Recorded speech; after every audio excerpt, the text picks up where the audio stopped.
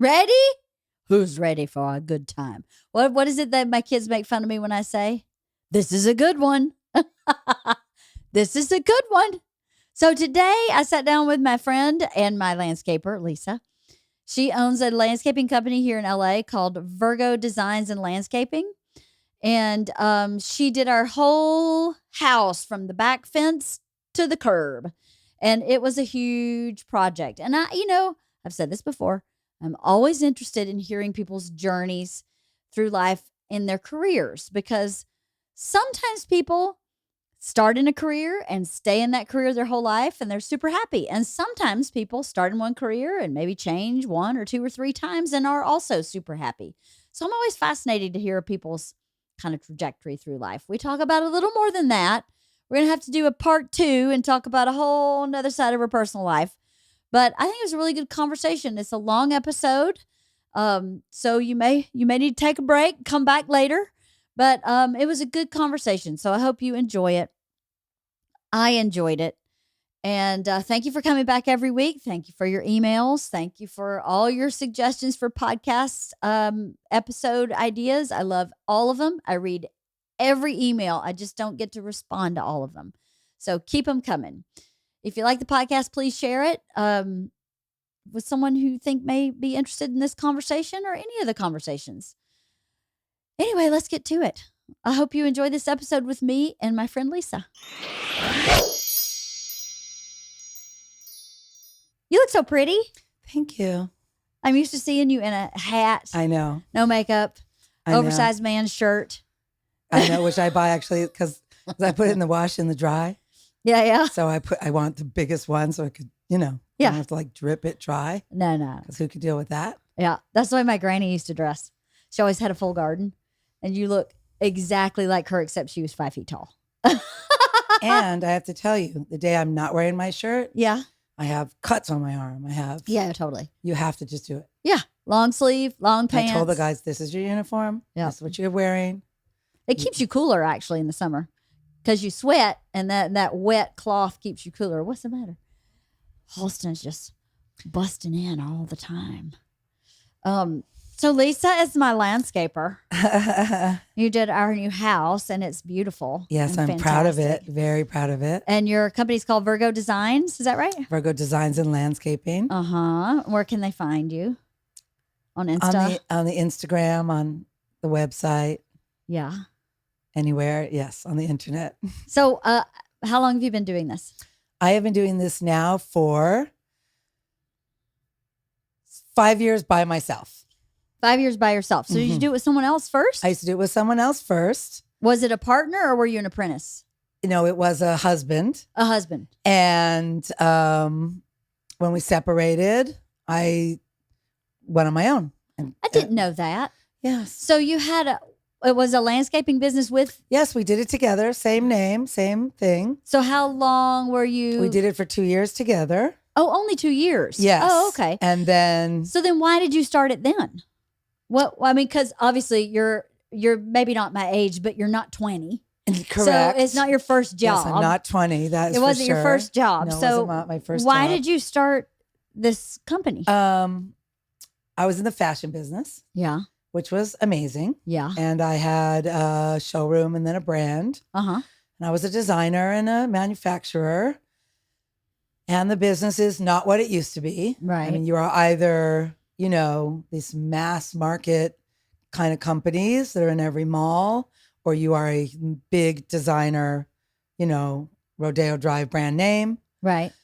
In the middle for the made in America, American Apparel type. There's some that are, but it's hard. It's not what it used to be. Because truthfully, you can go into, some of these stores and buy an 8-pack of something. Right. For, $8 where it cost me, I can't even make it for that. $8. Yeah. Correct. So, I have a best girlfriend that's a real estate agent, and she was selling a property, and she said, it was so weird because I don't remember if I was talking to her about it. I don't know if it was her idea or my idea or what happened, but she said, my client is selling the house and they need to prep this property. They need to clean it up, which, obviously who to call for that. Yeah. And they wanted this, and this, and they have this $5,000 budget. Mhm. And I don't know why, but I said, okay, let me come and see. So I went and I looked and I was like, I could do this.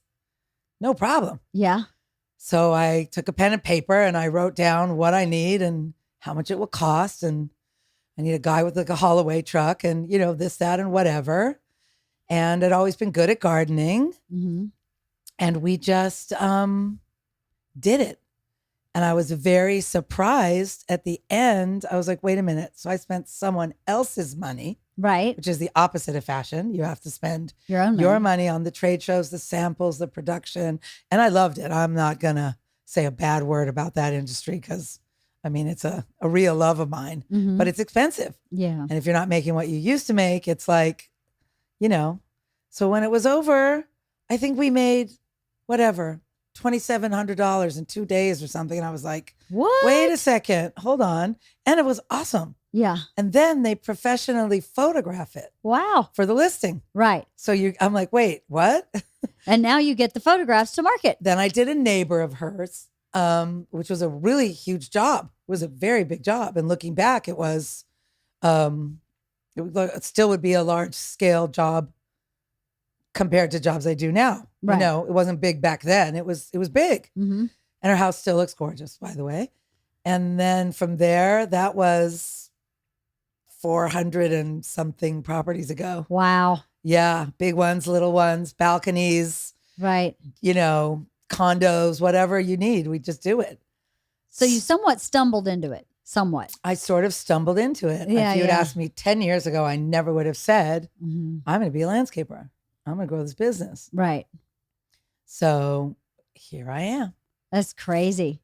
I love hearing how people get into what they do because so many times it's not what you went to school for or what you wrote your goals out when you were 20. Correct. I'm going to be blah, blah, blah.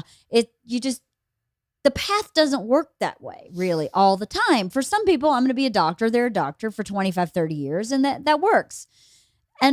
But there's so many people I find that is not. My dad wanted to be a mechanic, went to school to be a mechanic, owned his own shop for 50 years, retired and in semi-retirement is still a mechanic. He's one of those people who doesn't know any different.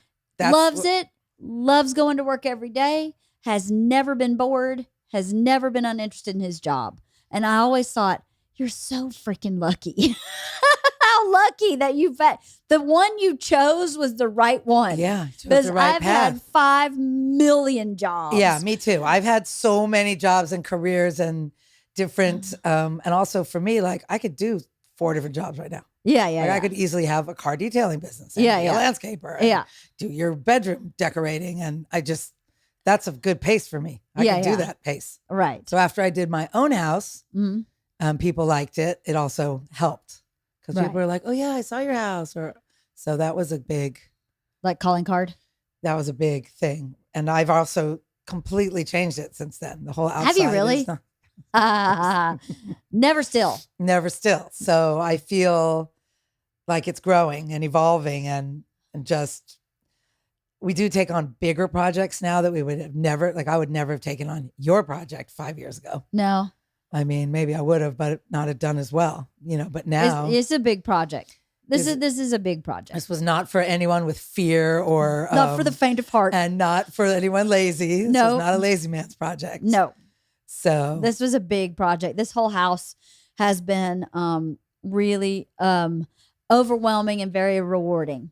Like I didn't really know that I could do this project, and I did it. Well, and did it well. And did it. Thank you. And did it well. And then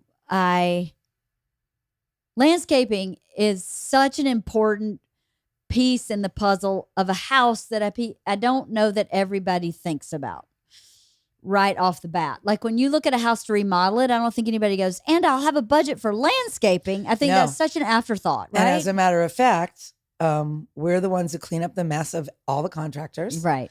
And we're the ones who, when they get to us, they're like, oh, we have $5 left. Do you think you could put in a, because they don't. But you should. That's, to me, when I budgeted for this house, I had a number. I think I may have gone past that number, but I had a number in my head for landscaping because for LA, we have a larger property, Mm-hmm. and when we bought this property, it had so many trees on it. Almost the entire backyard was ivy. And I don't like English ivy. Rats live in ivy. We had a tree that had fallen over in the backyard and ivy had grown over it and coyotes were living in it. Which is like, it was insane. yeah, I found the poop, not the coyotes. But yes, yeah, I'm sure you did. yes. So I knew when we bought this property, you can't have this beautiful house and then a rinky-dink yard. That's like having, let's see, how can we equate that? That's like wearing a beautiful gown with the zip up sweat jacket. Exactly. You can't do that. So you don't really have an option because either you move your fence line. What are you going to move your line in and then? No. Yeah. No. And our fence was falling down too. And the other thing, which I'm glad you were on board with this.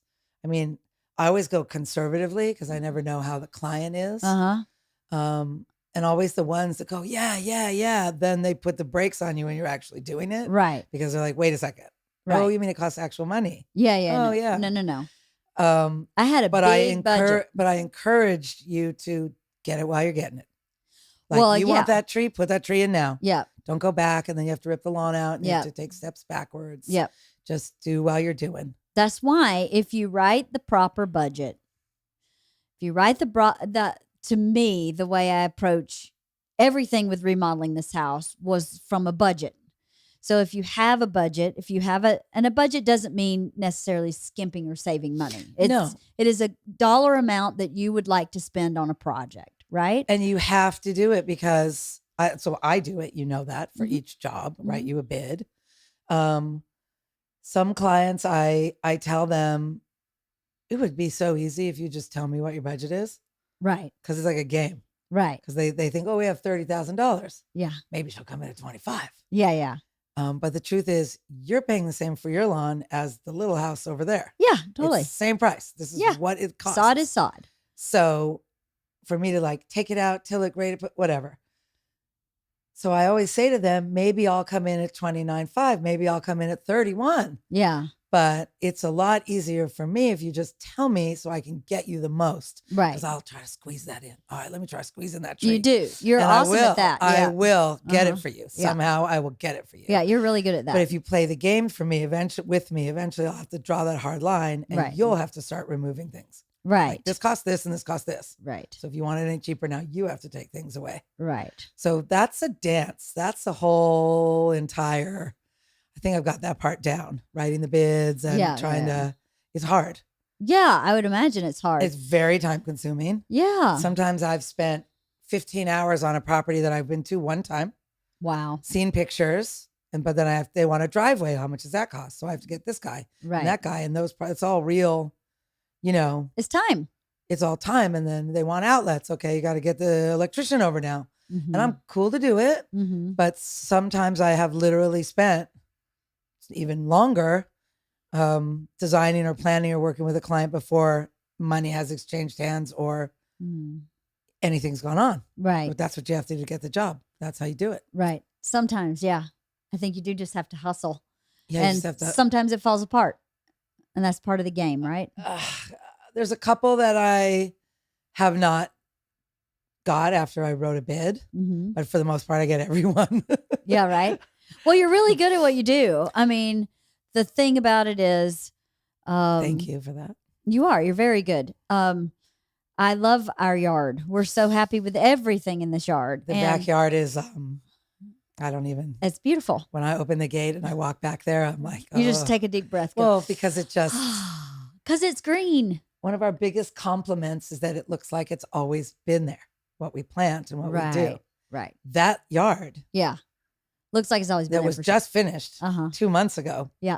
Looks like it's well established. Yep, it does. Yeah, it really looks like it's been there for more than it's been there. I wish I had taken better photographs before we started ripping that yard out because you didn't even see it before we ripped it out. No, I didn't see it with the trees, but I have a million before photos of the yard. But not before. Not before the trees. Right. But I'll see if I have any so that you can see the volume of trees that were damaging. We had to take trees out and I don't want to take trees out. Either. I hate it. but we have these just so people listening understand. On the 3 sides of my backyard are cinder block walls, and they don't have rebar in them. So the trees clearly were not intentionally planted. This property's been here since I think it's 1939. So it was clear to me, based on where these trees were growing, that a bird pooped out a seed. A bird sat on the fence, pooped out a seed, and a tree grew on the fence line. And we just took out 2 more. Yeah, Acacias. I saw that. 2 more. Where are we going to put acacias. them? I don't know, but they're just volunteers. They just grew, and they're rooted, by the way. They are. Yeah, we can put them anywhere you want. So I'm just saying, yes, you're right. There's trees everywhere. There's trees everywhere. It's an arboretum. Is that how you say that word? So I was really upset to take all these trees out, but I had a choice. I could take the trees out and save my fence, or take the trees out when the fence finally fell over and replace the tree and the fence. And the neighbor's yard fence. Yes, and blah, blah, exactly. blah. So I decided to take all these trees out, and all this, I literally almost half of my backyard was covered in ivy. Like from the ivy was way forward of the 3 big trees. The ivy was where the fire pit was, all the way back. And I did find some, and I did till it out. Yeah, So yeah. I know what was there. It was crazy. And I also moved your tree stumps. Yes. Yes. That we cut down. Yes. She created, Yeah. she cut it all into firewood and into tree stumps. Some of them, yeah. So there was a massive pile of firewood that Both of us have moved multiple times. multiple times. I moved with my kids twice, and I think you moved it twice. It's been moved all over the place. And it finally found its home. Yeah, it's done. Mhm. We're good. We're That good. was- yeah. So much work. This house. It was a lot of work. And now this is that weird phase where like every day it doesn't look like anything happened, yet so much happened. 'Cause we're doing all this Yeah. little building and details. It's and, details, yeah. and it's just eating bags of dirt. It's the details. Yeah. But it's really looking beautiful. really looking What is the beautiful. hardest part of your job? The hardest part of my job, well, that's a great question. I try to take it out of your brain and make it the vision that you saw, not the vision that I saw. Mm-hmm. Like I obviously have my own opinion and what I think Sure. you should do. Mhm. And obviously I'll tell you if like, no, this isn't shade, this is sun. We can't really put that here. We have to put, so that sometimes changes what the client wants, Mm-hmm. but trying to make it look like I think it looks in your head. Mm. So when it's finished, you're like, that's exactly what I wanted. Right. And you said that to me. Yes. You said, this is exactly what I wanted. That's this is right. exactly what I thought. So the communicating along the way, Mm-hmm. the placing the plants, so what I've learned to do is you buy it, you just plant it, they're going to say something. Right. Why isn't that one there? Or why? Just because I feel people also want to have a say. That's true. Probably true. When you're doing like a flip for, real estate project or whatever, they care a lot less. Yeah, totally. And even if they don't care, they will say they care because they want to have a say. So now I've learned to go, okay, this is what I'm buying. You say, okay, all right, this is where I'm putting it. Mm-hmm. You're like, move that one over. Okay, I move it. I'll move it for you. That's cool. Right. Then we plant it. Right. You place it so people can look at it. So that's something I feel, I don't know if necessarily mastered, but have mastered trying to work with the client because it's their dream. Mm-hmm. It's their vision. Right. It's not my vision. I'm just executing it. Right. So for me, I think that's been something because I've made some really funny mistakes. Yeah, I messed it up. Yeah, it's gone well. It's gone poorly. One garden that I did when we started doing garden maintenance, because after you do all the gardens, you go back, Uh-huh. and then you maintain them. Sure. And I did some fertilizer that I thought was correct to feed the plants, and I killed the entire garden. Oh my God. She called me like 3 weeks later, and she's like, everything's kind of turning brown. Is it because it's fall? Or is it 'cause-" What's happening? And all of a sudden, I could not figure it out. And then I went, oh my God, I did it. Oh my God. Yeah, I did it. So obviously I fixed it. Yeah, totally. Yeah. So I think this business, construction, electrician, plumber, builder of any kind. Mhm. I mean, we are builders, even Yeah, though we're totally. building. Doing what you say Mhm. is really hard. Right. It's hard to follow through. Mhm. Well, it's getting less and less hard, Mhm. but you really have to not overpromise. Mm. Like you say, you'll be there Tuesday, you got to go. Right. You can't, and you know that. We've Mhm. had some interesting experiences. some people say they're coming for a month and they never show up. Very true. And it's, you know what I mean? Difficult. I wonder if that's true here only or everywhere. If that's true in Georgia or Iowa, or if it's just California where people are flaky anyway sometimes. I think people are really overbooking themselves. There's a high demand right now. Right. I have a client I just met with, and I said to her, I'm just going to be really honest. I cannot touch this garden until February. Wow. I just said it out loud. Right. She said, that's cool. Okay. We'll finish this. We'll finish this. We'll work on our design. We'll iron it out. Mm-hmm.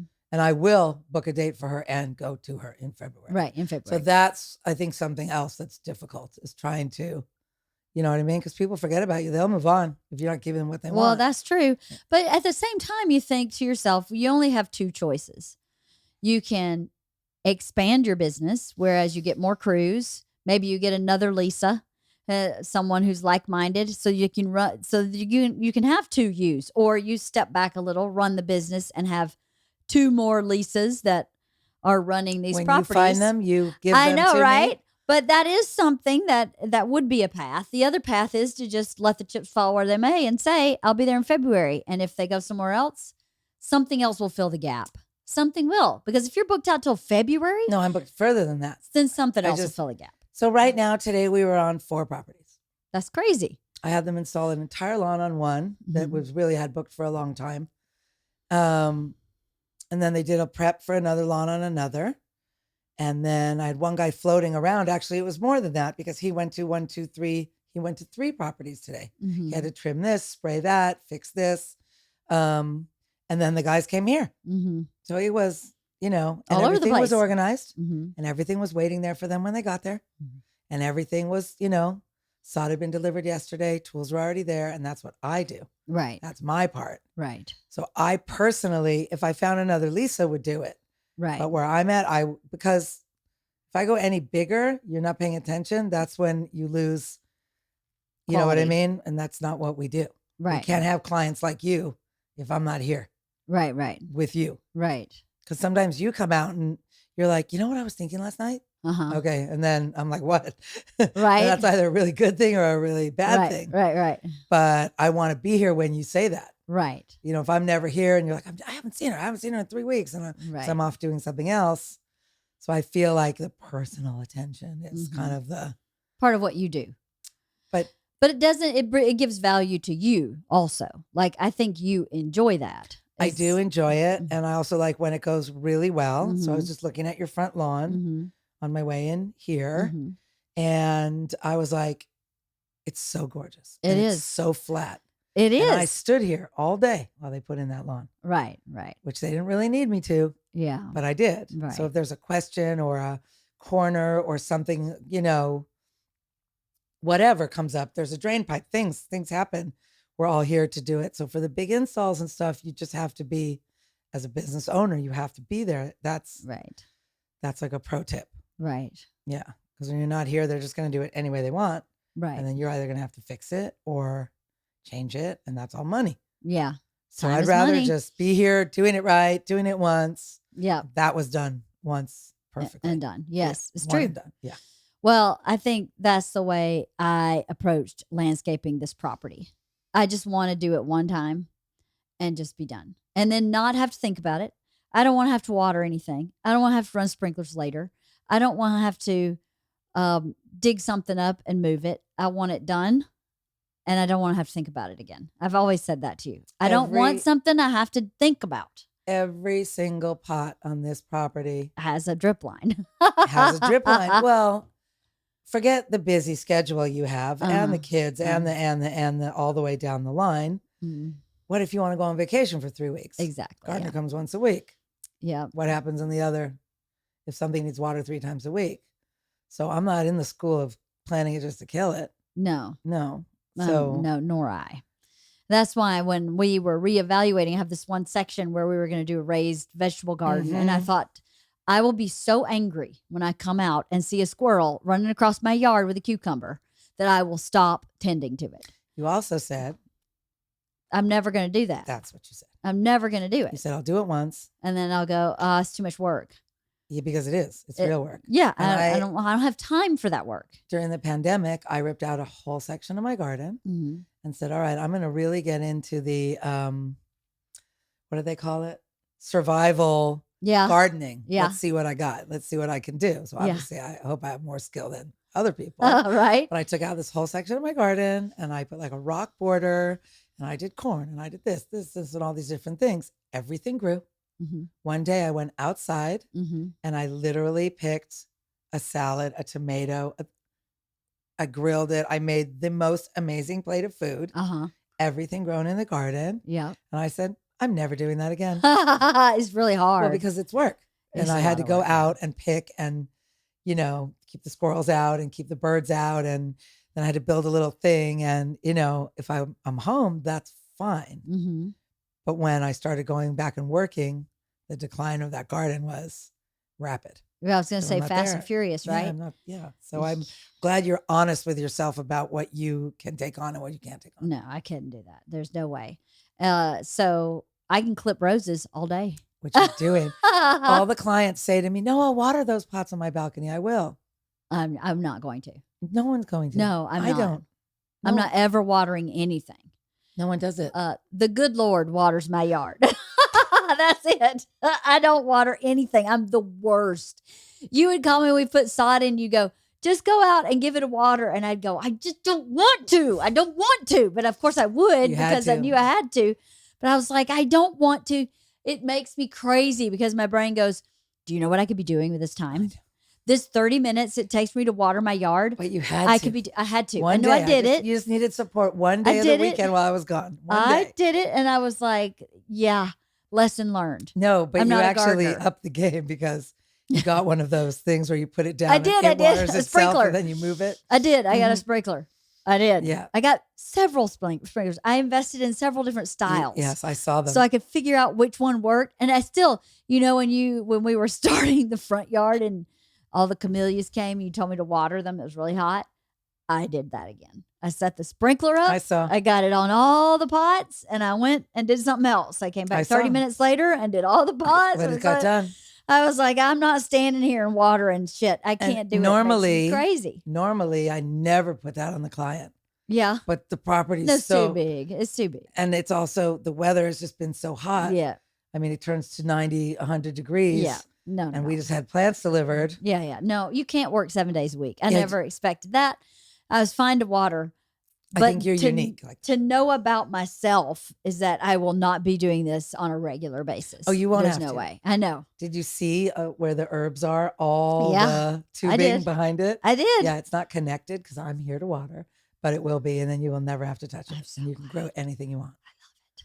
Yeah, it looks great. It does look really pretty. I like it. I think The it's Tower of Pots, when we were, the girl, teenage girls, they don't look at anything. They don't see anything. They just run in and out the back door. And out the back door, I have 3 steps and there's 3 pots, one on each step, or 6 pots, one on each step. And then there's a tower of pots that have herbs that you just planted yesterday. And they didn't see it. And then Bert came home. We came home last night. We got home at almost 11. And he wanted just to spend time with the girls. He just wanted to walk in the yard with the girls. And when they turned the corner, they noticed that pot tower. And they were both like, that is really cool. And it's completely automated. I took your little step stool you have there, that little white chair with the one you're using to chip the wood. Oh, yeah. And I pulled it up and we had to pull the irrigation out, pull it, connect it. Don't even ask me. We did. It was good. That's awesome. The whole thing's fully. That's very cool. And we ran all of that under your concrete and under your, to get water there. So it's literally 8 months in the making to put a pot there. That's right. Isn't it? But it's planning. That's the thing too. The planning that it takes to, when you're doing your landscaping right, you have to really plan start to finish. I mean, you do. We didn't know what we were going to plant there. We had no idea. But we knew we wanted something there. So the planning. And people always say, no, we're not done with the house yet. I don't have to come. And I said, no, I have to come. Yeah. Let me see, where's the driveway going? So we can pass the pipes. Right. Because you want light over there, right? Yeah. You want water over there, right? Right. So, the passing of the pipes for the front driveway was a big, when does it come? When are they doing, Yes. so it has to be after they compact, but before that, whatever. Yeah. It's a So, lot of coordinating. but we did it. We were good Mhm. on what's going here, what's going right here, Yep. what's going right there. Right. You can't say, I don't know. Now you can't say, I don't know. You have to tell me now. You Yep. have to decide. Figure it out. So some things were decisions made together. Yep. Some things you already knew. Yep. Some things were epiphanies I wake up in the morning and you say, I don't know exactly what I'm going to do. Right. So you have to be able to like roll with it. That's the You thing. do. Yeah. The thing is too about anything with construction, I think you have to have a good idea. You have to, in my opinion, I always pull out an inspiration photo that is not exactly what I want, but it is the feeling. It's the feeling of what I'm going for. And if I, in every decision, can bring it back to that feeling, then I can't make a mistake. Because if it fits with that feeling, then it works. And that's how I did this whole project. Like if the bathroom would fit in that picture, then that bathroom is right. I'm on the right track. And I did that with the landscaping too. If that fits in that picture, then it's right. And everything we did in the yard fit with my inspiration picture. Everything. And every client, that's the first thing I say. Yeah. I said, I want you to give me an inspiration photo. Right. So whether it's a yard that you love in your neighborhood Mm-hmm. or a photo of your mom's backyard, Mm-hmm. whatever your ultimate garden, hopes and dreams, if this was your backyard, you'd be the happiest person alive. Mm-hmm. I want to see that picture. Right. I think it connects us Mm-hmm. because I don't know these people. Right. They're total strangers. Sure.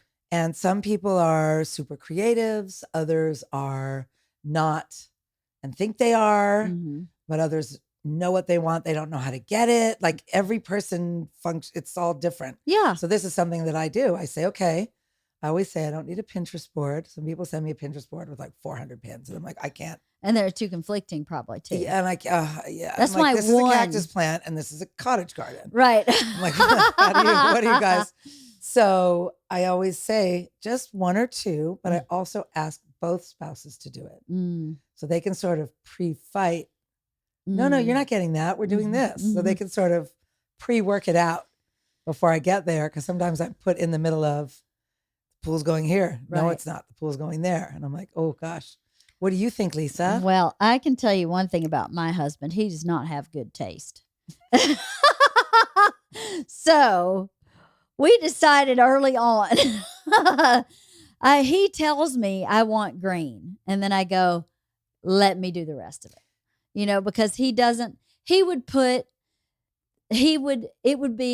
is so creative in his life in every aspect. I don't think anybody would ever say Bert is not a creative person. He is not someone who can look at a space and visualize what would look good there in any capacity, not in spatial, not with color, Spatial's hard. not with he's the worst. Some of the stuff he came up with, I was like, No, we're not doing that. yeah, that doesn't even, I hear it all the time. like proportionately, that doesn't work. That's so out of proportion that would not work. So he, I think, learned from the first time we remodeled our house, the things that we never really argued, but the things that he would say, but I want this. And I would tell him why he couldn't have it. And then I'd do what I thought was his vision, but what was appropriate. Then he'd go, that's exactly what I wanted. But what he was Well, that's why you guys also are so telling good together. me what he wanted, I'm like, what you wanted was the size of actually like a Mack truck. And what I put in was a minivan. And you see, it's the same thing, but it's just minivan size. And that's what this property needed instead of a Mack truck. He's the worst. Yes, but if he says, I want a pool, I want a fire pit, I want a barbecue. Oh, yeah, that's right. Okay, take it I from need to there. know that. That's exactly right. Right. That's He what gives does. I me the know. list and I go, here's how it's going to work. And I think I do what you do where he's concerned. Yes. Where I get in his brain and go, how does he function? He functions like this. So it has to be laid out like this so that he can function. And now let's make it look good. Everybody function. also sees things differently. Mhm. So you can't, that's a challenge, back to your question. Every client is different. Totally. Some people totally see it. Mhm. Some people have no idea. Yeah. They also don't know what they want. Right. They want me to tell them what they want. But I'm like, well, okay. And then there's always this amazing moment where they had their, oh my God, they got it. Right. So either I'm really good at explaining it. Right. So they always go off and do a little homework, do a little research, back to that inspiration photo, Mm-hmm. something I said to them. Mm-hmm. Sometimes it takes them a while before they trust me. Mm-hmm. That just happened on a property. They wanted this, this, this, and this. It was not good choices. Really? I'll do it. Right. I don't like to be that I'll do it if you pay me, but if you really put your foot down and say, I 100% want this. Right. Okay. I'll see you in a year when it dies. I'll be back to fix it. You know what I mean? Yeah. I don't like that. Right. I'd rather your lawn could not be greener. No, it couldn't be greener. And I work very hard on that lawn. Yeah, totally. We've had some things happen, I'll get you there. You just got to let me do it. But I never doubted. No, you No, really I never actually, did. you're like, I don't see it. I don't care. It's all good. No, I kept You saying got it's this. going to work itself out. There was grass here before. If grass grew here before, grass will grow here again. Not like That's that it. though. That's like the most. No, not. I don't mean the richness. Yeah. I mean when we had little patches that were dying. Yeah. I didn't care. It's coming back. I'm It not always worried does. about that. It It'll always be does. if it grew there before, it'll grow there again. It's okay. So I try to just guide them. Not everyone listens. You know what I mean? Mhm. Some people do, some people don't.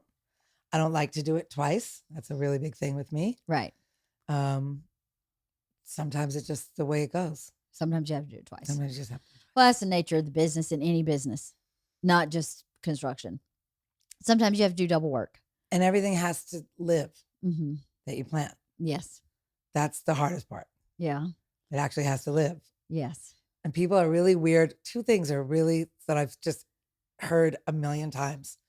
They don't ever want to build the fences, spend money on that. Like Why? fence dividing the property, or I just want a cheap fence, or I don't know. It's so strange to me. Huh. I'm like, claim your space. That's your line. Put your Yeah, stuff yeah. there. And the other thing people don't like to spend money on is irrigation. They just don't like to spend money on irrigation. That's too expensive. And I said, okay, but if you go get a cheapy system with a little plasticky whatevers, we're just going to be redoing it anyways. And then you've actually spent double. That's very true. That's, so for your house, we did all the metal valves. Yours is quite impressive. Well, I'm a one and done person also. I don't want to have to do it over. People are like, they don't want to water, Yeah. which I understand, but you're not putting in drought tolerant plants. Right, right. So you need water. So Yeah. There's a way to do less water. Yeah. So that's just we always get hooked sometimes, some weird reason on the fence and the irrigation. We always get stuck right there. And people will spend like crazy money on A tree. whatever, a pool but then when you Oh, I get see. down to the irrigation, I think it's that tail end of the project It thing. is. So now I try to lay that on them first. Mhm. That's like the first thing that has to happen. Well, I did 3 budgets, right? I did a budget for the house. I did a budget for the outdoor, non-landscaping, non-hardscaping entertainment. Pool, fire pit, sauna, outdoor shower. Anything that's not in your scope, right, of a landscaper. Not per se, because you could build a fire pit. But really, Correct, for your job. But really, I was like, I separated them. And then I had another budget for irrigation and landscaping that I wanted separate so that I knew I was walking in eyes wide open and not saying, because I think what people do when they set a budget for the house, when you're doing construction on a house, it is nearly impossible to stay on budget. Everybody should budget 20% more than you think. And they always say 20% is the number. 20% is the number. And a lot of the times you're going to go over that. I went over that because we got into COVID and the lumber that my original bid was written for, like went up, not joking. Double or triple. It was triple. So my contractor was very honest with me. He was actually very generous. And he said, let's split the difference. And I was like, ethically, but I'm living in the lumber. I know Wow. you wrote the bid, Wow. but we wrote this bid and no one knew a sheet of plywood would be $90. When you wrote the bid, it was $7. That's nobody's fault. but that plywood's in my house and you're charging me for the material. Why do you lose money for the material? It's in my house. So I ended up actually just taking all the cost of the lumber. And, labor change was a little different for me. I was like, labor, then that's about you getting bids or getting different. That's something different. But the actual materials for building the house, I didn't feel like he should take that on. But it tripled our lumber. Yeah. So it happened to me quite a few times, and it was, it's awful. And now you're in bed with this project. You have to finish it. You have to pay $90 a sheet for plywood, or not build a house, or just not build a house. And let me tell you something: it hasn't gone down. So had you decided to ride that out, it wouldn't have gotten any better. You would not be done. We actually caught it when they were only $30 a sheet. Right. That's when we were in the building where we needed plywood. They were running at about $25 or $30 a sheet, but he bid it at $7. So that, that's 5 times. So just for the lumber. So I clearly went over my building budget, but part of that was not anything I could have predicted. So funny because you used to see plywood in the trash on construction sites. Now Nope. There's a piece of plywood. Oh, can I have that? No, right? No, I'm taking that. Right? Yeah, you can't. Yeah. It's like gold. I know I was going to do the inside of my garage walls in plywood because then I could just nail shit wherever I wanted, not worry about finding a stud, just put it in the plywood. And, when he bid it out, the difference between drywall and plywood, I was like, oh, and forget drywall it. is expensive. It's not as expensive as plywood. No, but to drywall and, finish it and paint. Mud and sand and paint. Yeah. No. It was way cheaper than just putting plywood everywhere. They say the landscaping budget should be 10% of your home value. So if your home is $3 million, you can look at spending $300,000. That's interesting. I didn't know that equation. That's a little equation that I read somewhere. Sometimes it's true, sometimes it's not. Mm-hmm. Sometimes it's very well established and you only need to fix the plants or some, you know what I mean? Depending on your situation. And the lot, there could be a $3 million house that is tall and skinny and has practically no yard. Mm-hmm. So obviously that's not going to apply. Right. But there could be a house that has a huge property on an acre that that just is what it is. Yeah. Just in PVC pipe and sprinkler heads and right. I think there's 400 something sprinkler heads in the backyard. I don't remember. I'm going to look up the number. 400. That's not true. 40. No. Not 400. No. 400 is like a golf course. 120. There's something with the fours. Anyways. No, there's a lot. Yeah, I know. There's like a lot. Well, I wrote a nice hefty budget for my lawn and I thought to myself, this is the way to do it. If I ever flip a project or buy a project again, this is the way to think about it. Because when I did the other house, I didn't think about landscaping. I just thought about construction, period. That's it. And then at the end of the day, why would you build this great house and not do your yard to match it? You have to kind of make it the same level. So how many employees do you have? I have 10 full-time employees. Mm-hmm. And then I have that other crew that does all the irrigation and all that. Mm-hmm. They don't work exclusively for me, but they do my tree trim, irrigation, whatever. They're kind of subcontractors. Correct. Got it. And I have one guy that has another job. So he comes every day. Yeah. After his other job. Right. So how did you find all of your workers? There was one guy that brought the next guy, which brought the rest of, and it sort of went from there. Mm-hmm. And some have passed through. Some have been like, hey, I just need a job for like 3 months. Then my other job starts. Some are, transitional like that. Mm-hmm. Some don't like it. Mm-hmm. Some are too old. Mm-hmm. It's too hard. You name the scenario. Sure. Some just fall out. They just like never come back. You're like, what happened? Right. But this team, which you can attest to, is the best group. They all get along. Yeah, they're awesome. And they're amazing with the clients. And they're very nice. So very nice. Respectful. Very considerate group of men. And just imagine that you have 5 men I'm just going to say this. So I'm not a man hater. Don't think I'm a man hater. They don't like burp and fart and throw No, garbage they on the don't. No, floor. no. They're like, literally, you could come and sit down at the table and eat lunch with them. Yeah. And it's not, you know, Yeah. I'm not even trying to stereotype, but No, they're very sometimes you have a lot of well-mannered. guys around you and you're the only girl. It's rough. Yeah. And I you're know. like, what am I hearing? What? Don't talk about that. I can't, you know, because they're just like, they're talking, they're in their own, Yeah. you know, element. But they all have amazing manners and they're Yeah. all just trying to make money. And they're always like, can we work Saturday? Can we work more? They hate daylight savings. They like to do those long days. And how do you get that lucky? How do Yeah. you? It's pretty lucky. They say I'm the best boss in the world. Oh, no. They're the best. It's not on me. I'm not putting it on. What's the hardest thing about being a boss?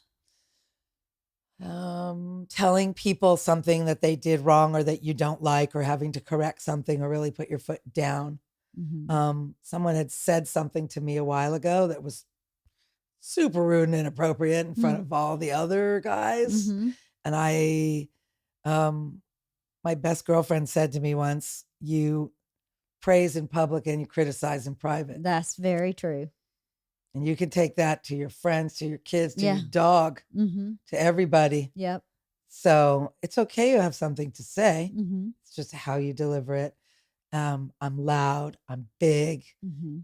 Little things can come across very harsh if I'm not careful. Mm-hmm. So I just waited, called him on the phone, said what I had to say. He started apologizing. No, don't apologize. Just between you and me, don't do that again. He goes, okay, got it. I said, great, done. And then you never go backwards. Right. You never go back. Remember when you said, you know what I mean? Yeah, It's yeah. over. Yeah. I don't even want the apology. There's no apology. It Right. slipped out of your mouth. Okay, what? You know, and also if we did this on every little thing all day long, no one would ever be speaking to anybody. Sure. So it's really hard to communicate what you want and then show up and you're like, what?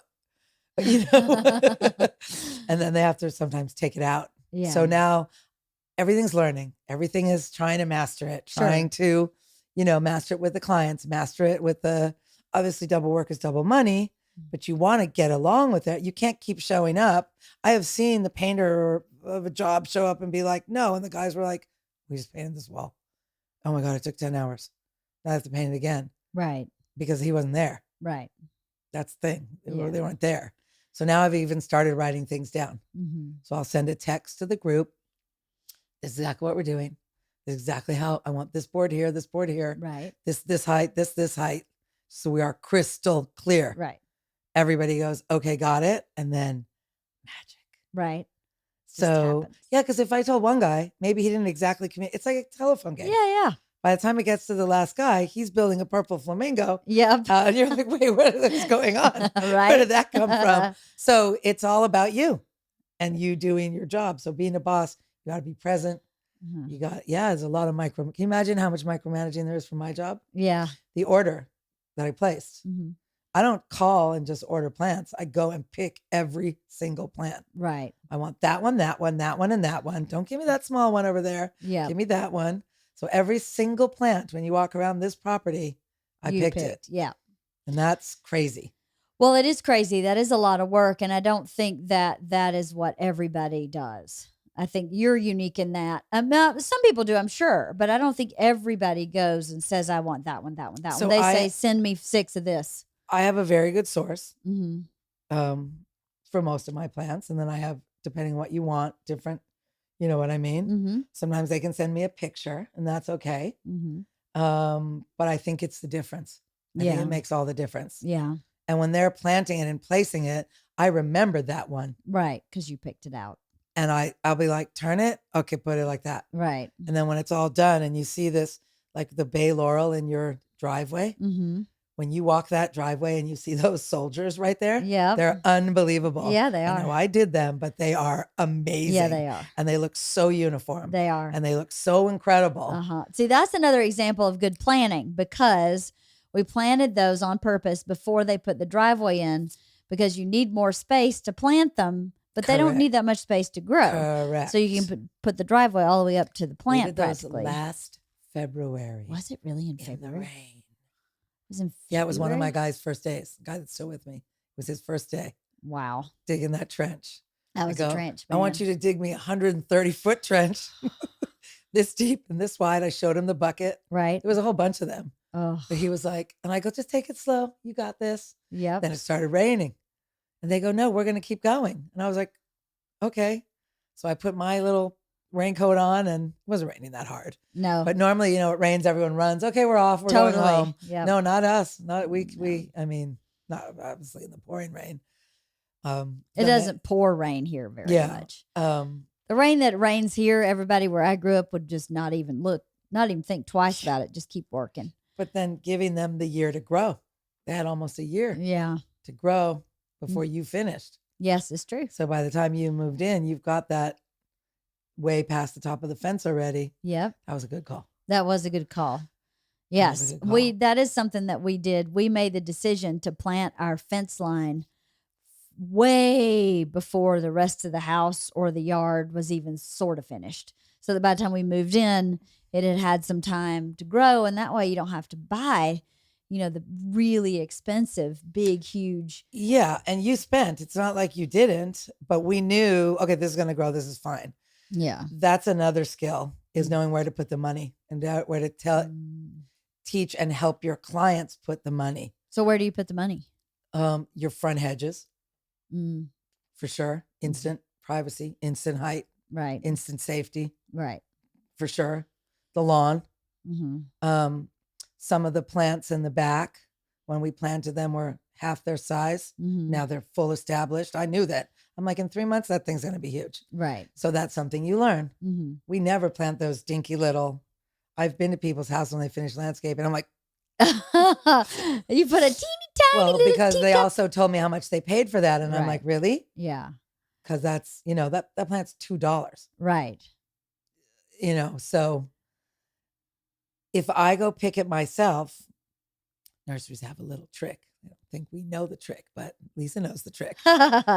The 1 gallons, when they become their full 1 gallon size, get to put into a 5 gallon container. So sometimes you get these 5 gallon ones and they're super small. Right. Because they were just moved. Right. And so I always tell them, like when we're doing your hedges, I want the 24-inch box that's just about to be moved into the 40-inch box. Right. Those are the ones I want. Right. Find me those. Right. Because the they're big ones, full, as busting big as out of they the get. box, Yeah. exploding, stuck in the ground. When they go to pick it up, it's grown into the ground. Right. Those are the ones that's a really good tip, because I didn't think about that. And you did that for something else you planted on here before. Maybe the Carolina cherry. Carolina cherries on the other side. Yeah, where you went. Yeah. I got the ones they were just about to move into the other side. And she told me, big. She said, oh, I was just going to send these because they're all growers. Yeah. She said, I was just going to send these back and have them put in 24-inch container. I said, okay. I'll take them. I'll take 86 of those. Put them in the truck. Bring them tomorrow. That's so but funny. If I'm picking the plants, right. I see it. Right. That one's going to grow so big. Yeah. Let's put that little gem right over there on the corner. And then I do. So it's all in my head, whatever I've picked.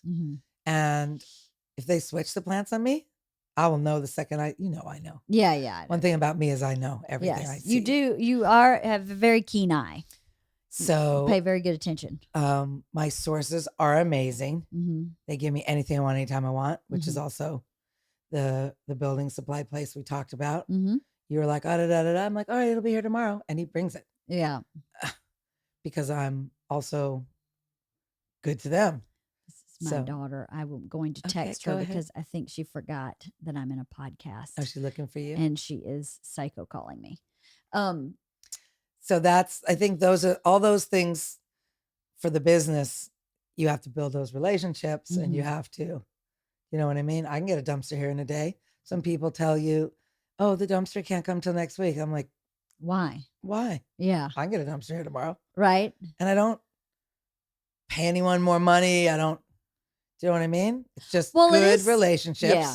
I pay in full all the time. Right. I don't have these crazy outstanding balances. No one will ever say, oh, could you pay those invoices before we send your plans? Right. So it's, I just think it's a whole entire, I don't know. I don't even know how I got here and how I feel like I got really good at this because of my other business. You learn, Yeah, through doing totally. and spending. But I think my client relationships are good, and I try to give people what they want. And, I think 7 years ago I would argue with somebody over something, whereas now I just work it out and say, cool, and just fix it. And make it good. Yeah, just move on. It's like Well, the thing about too, any business I think that thrives really is one that fosters good relationships, because it's so much, well, I don't know. Sometimes I'm conflicted because I'm so nice and I am so very trying to be considerate of someone else's needs, schedule, business, whatever they have going on, family life going on, that sometimes I will not be as demanding as I want to be, So my painter's a perfect example. I know he's moving. I know he's got 2 young kids. I know that he wants to spend time with his kids in the summer when they're out of school. So I would say to other people, hey, no, I want you here until it's done. And for him, I know too much about what's going on in his life. I know. So that's, yeah. To push, because I go, he's moving. I actually just moved. That sucks. It's really hard. But between you and me, if I move those damn ladders around this I property know the ladders are gone. The ladders are gone. They're gone. No, seriously. They're gone. No, seriously. They I are would just gone, say, though. okay, we'll just move it. We'll Yeah. move it here. We'll move it. Yeah, but you also say exactly what you want. I There's no do. messing about. with No, you. I'm very clear. You're very clear. Mhm. And I think a really good business tip for anybody building a business where it's customer service. Mhm. I mean, is there a more customer service business than this? No, And putting your plants in the ground of the home you're going to have your grandkids will play on that lawn. right, So it has to be exactly what you want, right, in my opinion. Yeah. Anyways, some people don't care. I care. yeah, I think everyone that worked on your whole project cares. I think so. Too. I think everybody, but you do draw a hard line when you don't say anything, but when you say it, yes, that's she true. just said, "Oh, okay, wait, let me pause on that." Yeah, She just said da da da da da. So that's true. I do. Yeah, but you're cool about it. I You're am good. cool. Yeah, I yeah. think I'm cool. Yeah. No, I I mean, think I'm also we didn't have I'm chill. nothing to get hysterical over No. anywhere on the project. Everything was Well, that's true with fixable. everything, right?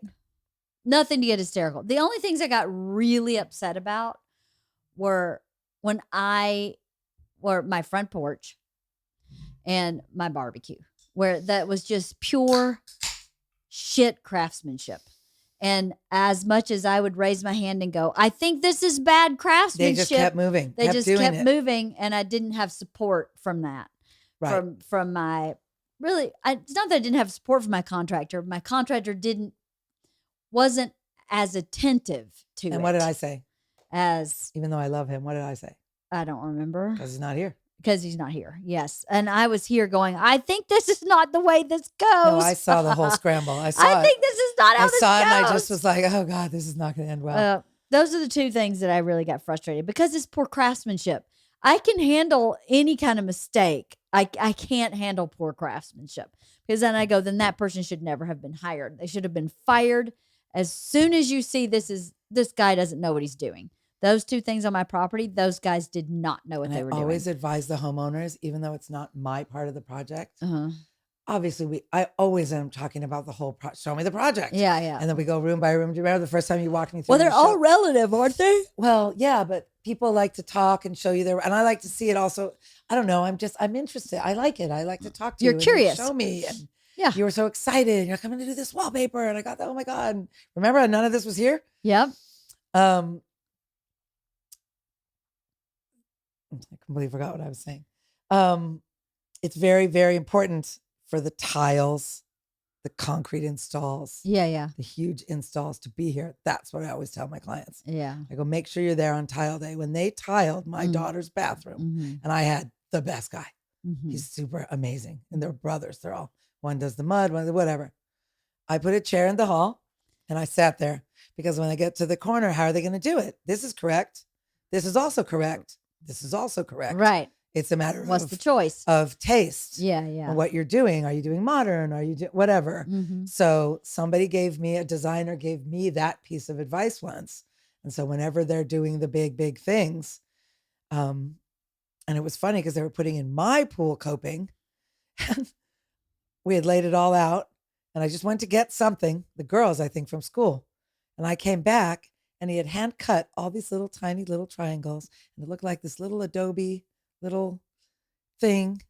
You know what I mean? Yeah. This was just all squares. Like mosaic looking. Crazy little, and it was amazing. Yeah. But he had to rip it out.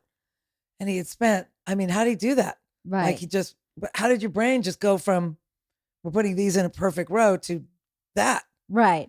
Do you know Didn't what I'm make sense. saying? Yeah, yeah. Had I been sitting there, that would not have happened. Right, right. So I always say on tile install day, kitchen countertop day, appliance day, Mhm. you got to sit there and you're always here. Yeah. But there was just some disconnect on a couple of those projects where. Yes. Well, one of the thing too, I don't know if you experienced this, but a lot of the time I have experienced in construction, and maybe I'm just reading into it, but Bert has noticed this too. If Bert says this doesn't look right, they'll stop. I've already said it 4 times to the same guy I've about the seen it same happen to you. problem. And I go, it's because I'm a woman. They're not listening to me. And because he'll walk up and go, that tile looks crooked. It does. Everything stops and we'll fix it.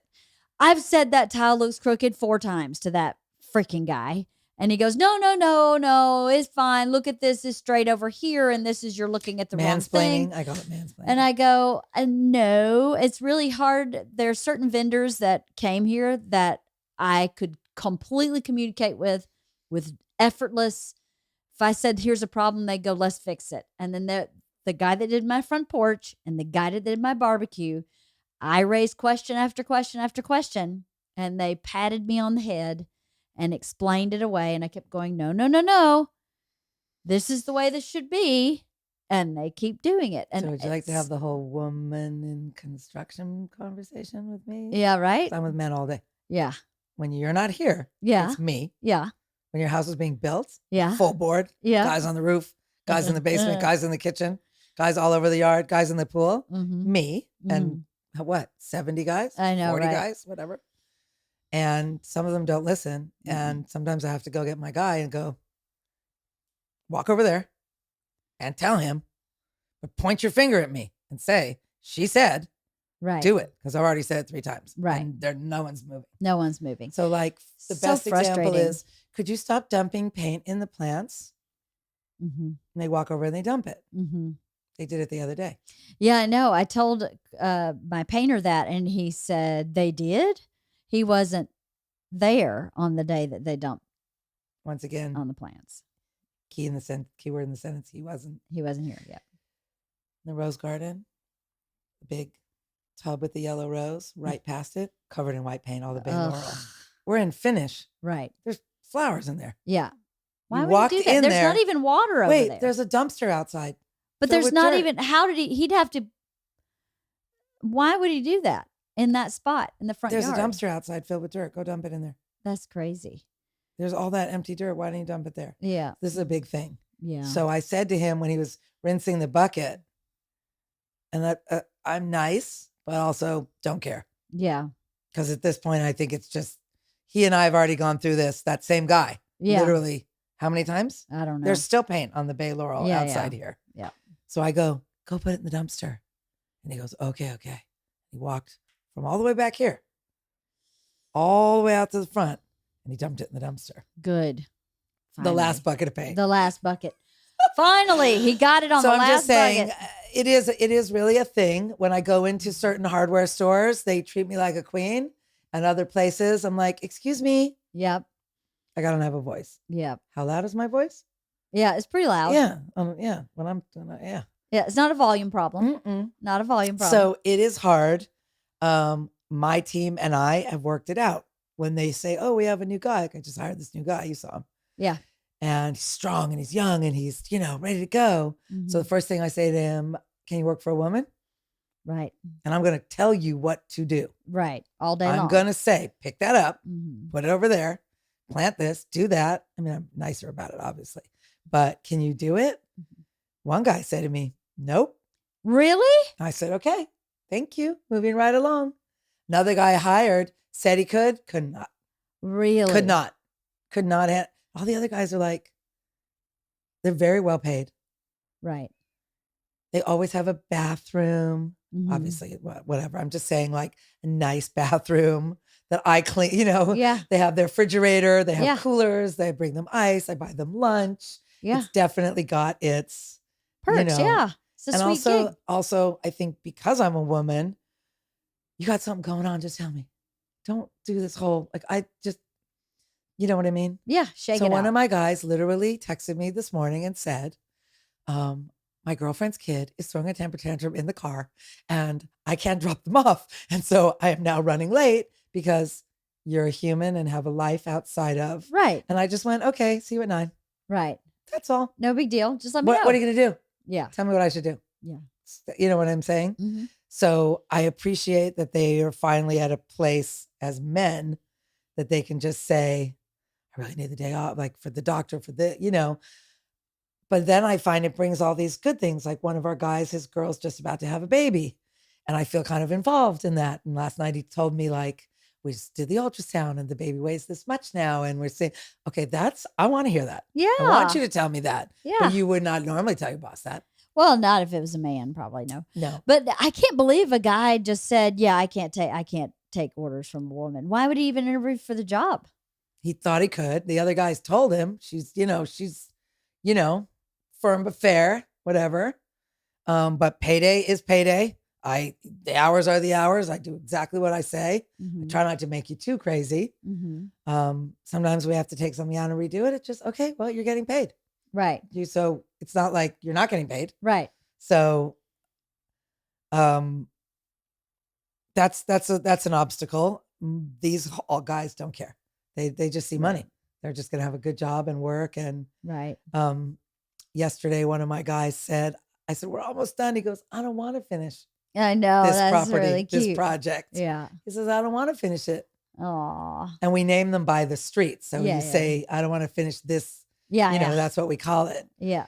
And yeah, we don't want to leave you. We don't want to, it's been a great working relationship. It's been a really great working relationship. It has really been a working relationship. We've done well together, yes, very well together. I agree. And I like your input. And I think when you say it, I just do it. And that's right.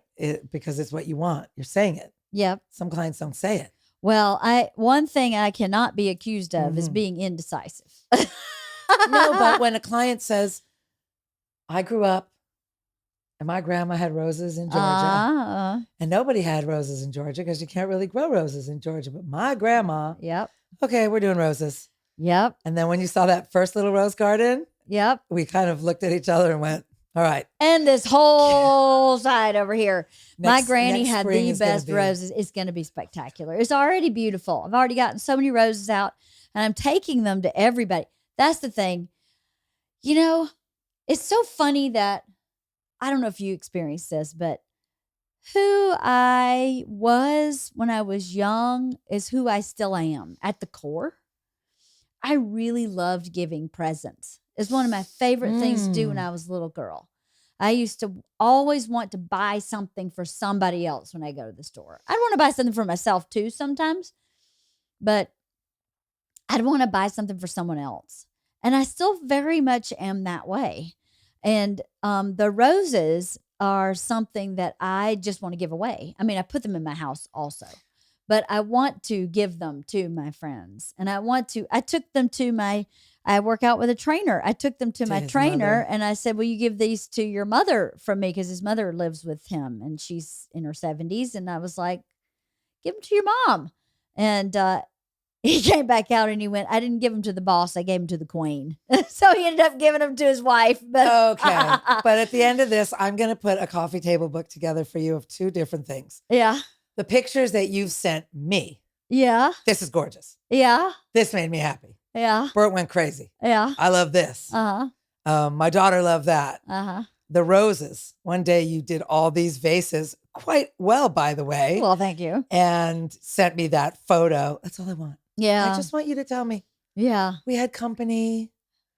We all sat in the backyard. The lights were so amazing. Yeah. The jasmine smelled so incredible. You send me that text. I'm the happiest girl alive. That's all I want. Yeah. I really just want you to be happy in your space. Right. Then I'm going to do an entire coffee table book of all the photos you sent me. that said, "What is this?" No. With your feet in it. With my feet. If you went through my phone, I was looking through it the other night. I literally, and my attorney read it. So funny because you take a photo. So you're either barefoot and a shoe. I have this entire thing of whatever you're holding. My feet are in it. That's and your hysterical. feet are, and I'm going to show you when Oh we're my finished, God. and you will literally think it's the funniest thing ever. That's funny. And one of them, you're barefoot, and it's like full construction. Yeah. I know you guys are always barefoot, but I do actually have quite a series of my feet. Like you're taking a picture of something with your feet, which I thought was really funny. That's pretty funny. Really, really I'm funny. totally unaware. Completely unaware. I But know. that's why the rose garden, even though I did it, you're not supposed to say on yours. I don't even know what to say at how they took their little paws. Plants sometimes do that when you put them in the ground. And it just exploded. Yeah. That one pink one in the front corner over here. Uh-huh. It's It must have 50 roses on it right now. Yeah, it's really spectacular. I mean, wow. This property is meant to have roses. And you know, my granny, I don't remember what it is specifically about Georgia. I think it's some kind of bug that eats them. So you have to really tend to them.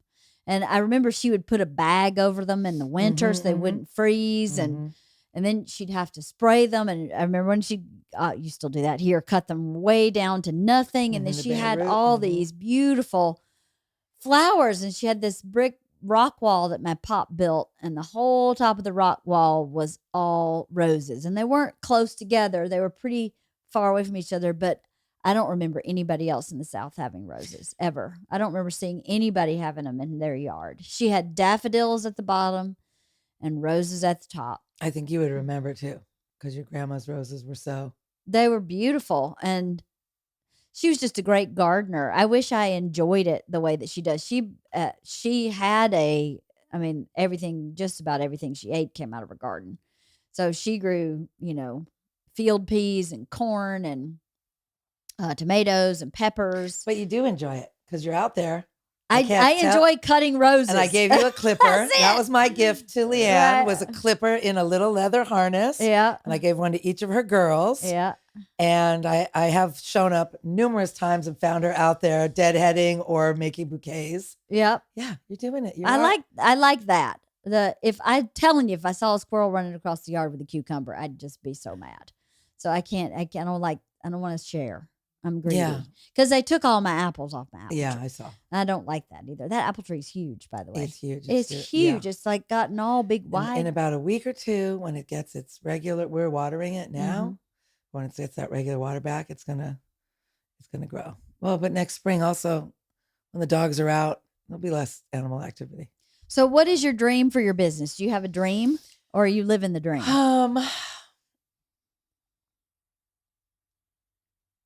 Well, I wouldn't say I'm living the dream, but I'm also not. I mean, I am. Yeah. I am my own boss, which works for me, the Virgo. I make my own schedule. I get to do whatever I want. I figured out how to make money at this job, which is also makes, they say, if you're having fun, you're not really working. Every single day that I'm outside, we're building, we're planting.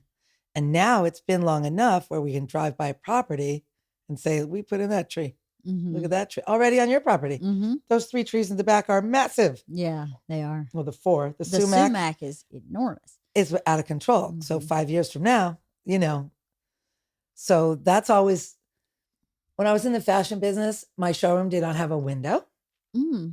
It was the inside. They have a center hall. So they have window ones and they had the inside ones. And it was awesome. And I was very successful. And I was one of the first showrooms that they had put on this 5th floor.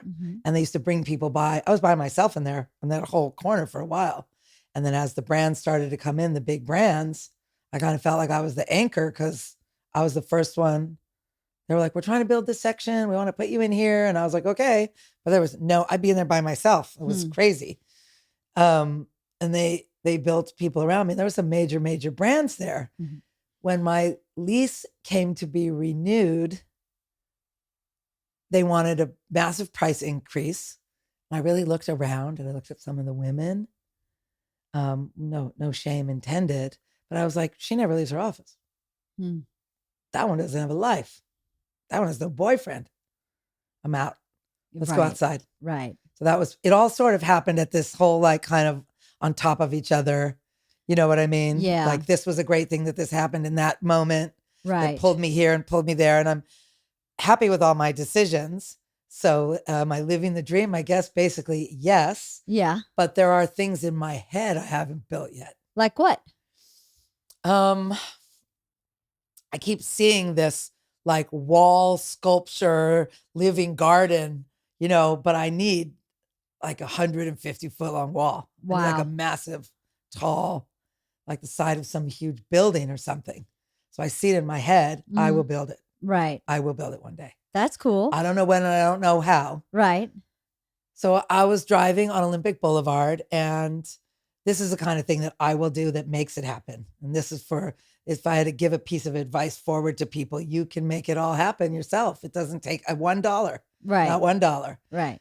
So there's a car dealership on Olympic Boulevard right by my house. Mm-hmm. And it looks terrible. The plants are terrible. And I keep thinking, I'm going to go by there and I'm going to go talk to the manager and give him my card and say, I already know how much it'll cost. Literally say for X amount of dollars, I could just rock this out, right? Right. So I did. Yeah. And he did. Wow. And it's now scheduled. Nice. Just like that. When I was in Palm Springs, I was at this hotel and I said, you know what you guys need? You need a garden maintenance. Everything is not cut correctly. It's super beautiful here, but what's going on? Right. I said, if we just came and gave you an amazing garden maintenance, I think they would literally need to fill in like 40 plants. Right. Adjust the sprinklers, give it some food. And so that's coming. I just said it to them. I said, I can cut this tree. I have the clippers in the car. I'll cut this tree in front of you right now. Right. In such an amazing way. Yeah. I think I'm a very good cutter. Yeah. And everything I cut grows. Yes. Was Bert found out, remember? Yeah. Oh, by the way, he told me to tell you he likes it. He can see the trunks of these hedges. He likes that. You know why we did it, right? So for the grass. They grew over the grass. Yeah. So now we cut them back, seeded. Mm-hmm. Everything's grown in. Now when it grows, we'll keep it there. We'll let it find its middle. Yeah. But I just let them just get out of control on purpose. Yeah. Let them just grow. Yeah, they're great. Wild. They're great. So that's the kind of thing, if you don't ask, you're not going to get. If you don't go for it, what do I have to lose? Right. She says, no. I'm no further ahead or behind than I was 30 seconds ago. Right. So I feel like I've kind of done that. So sometimes I'll throw it out there. Sometimes it's in a big way. Sometimes it's in a little way. But we're just trying to make this happen. Right. So yeah, I want to do that property. They're doing construction on my street next to my house. Yeah. Hi, nice to meet you. Right. Guess what? I'm a landscaper. Oh, really? Yeah. I get every job I say that to someone, I'll get the job. Yeah, right. Because it's easy. I just made it easy for them. They were thinking about it. We just did a house up at those Mulholland Estates I told you. Mm-hmm. So we were doing one of our regular clients' homes in West LA. We did the front and the back, and we're doing a garden maintenance. And I remember the landscaper that did the house across the street. And I know who she is. She's very good. And the house looks amazing. It's so, so nice. Mm-hmm. And she did a great job, super great job. And I talked to her when she was doing it, and I introduced myself. She says, oh, I heard of you. And I was like, yeah, that was a nice conversation. And when the homeowner came out, I was like, hey. And then she had the same name as whatever. We just gave a little hi. So we're doing our garden maintenance. This is a year and a half after that moment. And she said, I was just talking to my boss, who's a big entertainment attorney. And he said, you need to find a landscaper. And she said, I think I'm looking at one right now. Ah. She came across the street. She's like, hi, remember me? I waved at her. Wow. Waved at her. Yeah. So the wave, the smile, the what's up, the admire. The open. I admired another landscaper's work. Yeah. I am not hating on that at all because she did a rocking job. Right. And that garden is just getting better and better and looks so fantastic. Well, you can learn from your peers, right? I 100%. learned looking at that. I was like, oh, that looks good. I like that. Yeah, you learn. So I'm not a big copycat. I really try not to look and copy, but you think, oh, that's an interesting combination. Yeah. It'll take you to the next place. Totally. So she called me, she came over and they wanted this giant mansion fixed up. It had a massive budget. And we had like 4 days to do it. They were having some event and then going to post it, for sale, take pictures and put it for sale. So just from a smile, just from a hello, which is a skill I don't think I used to do that. No? I don't think I was not friendly. You know what I mean? Do you think it's about being open? Yeah, I'm open. Open? But Yeah. like the house next door that's having the construction, I already said hi to the contractor. We already know each other now. So he's not going to drive his truck over the nice finished part of your corner over there, or he's Right. not going to dump something in the dump. You know what I mean? Because Yeah. we've now connected. Yeah. So whether it's for a future business or a respect or a whatever, they came over and they said, hey, could we have some of that dirt from the dumpster? I was like, yes. But make my dumpster lighter? Of course. Yes. Go right ahead. And he was like, thank you, thank you. So now every time I see that guy, he waves at me. Yeah. He's waving at my guys. Yeah. They needed something. We gave it to them. We need some, Yeah. it's so easy to go on that path. Yeah, it is. And this project was a very good example of that, because you have a painter painting where we're edging, where the plumber is plumbing. It wasn't too much, but we all had to work together, and Right. everybody had to be cool, Right. no matter what. Right. There's a couple not cool little moments of some people, not us, but it happens. People get upset. But if you've already smiled at that person that morning, then they're going to come right to you and you're going to figure it out. And then it's all going to go forward. It's open, man. It's about being open. I think leaving yourself open to opportunity and possibility and to receiving, right? Yeah, Because receiving is a hard thing for me. Receiving is a hard thing for a lot of women, I think. But yeah, if you're open to receiving, it's amazing how the universe gives. And if you shut down the receiving, it's amazing how it goes. Oh, you don't want that? Oh, okay. No problem. I'll find someone else who You does. can also do it by getting sucked into drama. Something simple. Somebody got you swirling around over here over something that's just, you know what I mean? Yeah. And in a week from now, you're going to be like, that was such a dumb waste of time. Yes, right. So little things can be, I'm trying not to be distracted now. That's what I'm trying to do. That's how I'm growing this business. That's how I'm growing my own life, my relationships. Focus is really key. I think, again, that's that concept of having a picture, an inspiration photo can apply to anything. It can apply to a relationship, to how you're a parent. And I mean, I don't know if you know this, but I have this book where I've collected sayings throughout the years. No, I didn't know that. I call it my Bible. I started it November 3rd, 1996. And I decided I didn't have a clear barometer for who I wanted to be, because I have a dicey mom. And so I thought, well, I can make my own roadmap. I just need to put it all in one place so I can find it. So if I ever get lost, I know I don't go, what was that quote that I liked so much that inspired me? Now that with the ones we save on our phones and the ones we could never find when we need them. Exactly. So I put it in a notebook. I hand wrote everything in a notebook, and my notebook's full. I got to start another notebook. I love that idea. But I think that is the same thing as my inspiration photo. So if how I'm behaving fits in that book, then I'm on the right path. If my integrity with my relationship with my husband fits in that book, then I'm on the right path. Obviously, I'm not perfect and on that path all day, every day. No, of course because not. no one can be. But I don't even know if it's a visual, or if it's a conceptual idea of who you want to be or where you want to go. So if you step outside of that to the drama you're talking about, then you get out of that path, that kind of flow. I think life flows when you get in that way of being open. And when you step out and get into some side drama that really means nothing in the grand scheme of things, or if the drama goes on too long, I know you went through a divorce. Divorce is so difficult. Mine was so much drama that at a certain point I just had to say, okay, let's make some choices here. Exactly. Let's just make some choices. That gets you back. Because you really could on get that. sick. I see how people get sick. 100%. I happen to have a amazing amount of control over my body and my mind. Like when I'm done, I'm just done. And I will flush it and I will never think about it again. Right. And I don't care if we're right in the middle of it. I don't care if it's a person. It just comes to a certain point where I just can't take it anymore. This is going to push me right over the edge. Right. So I have to just stop. Right.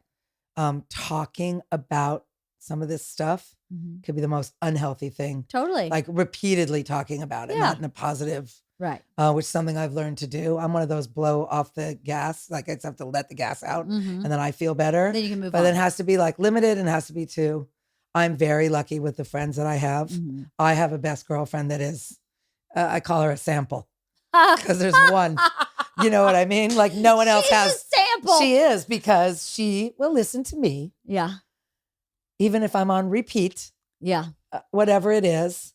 I've gone through her drama. She's gone through mine. And we've had, this is a life and a long relationship. And we've gone through, but she's divorced. I'm divorced, raising kids, problems with the kids, sickness, this, that, health, death of our parents, you name it. She's a life partner. She has done some things for me that are so amazing. And she might not think they're big. And other people might think, oh, that's so stupid. Okay, I'll tell you. When my mother passed away, they showed up to come and take away the body. And the guy was kind of not aggressive, but he was like, sign here. And the other guy was like, go. I was like, hold on now. Wait a second. I said, let me go. I want to take her jewelry off and I want to watch you. Like, how do they have, this is very uncharted territory. Yeah, do you totally. know what to do?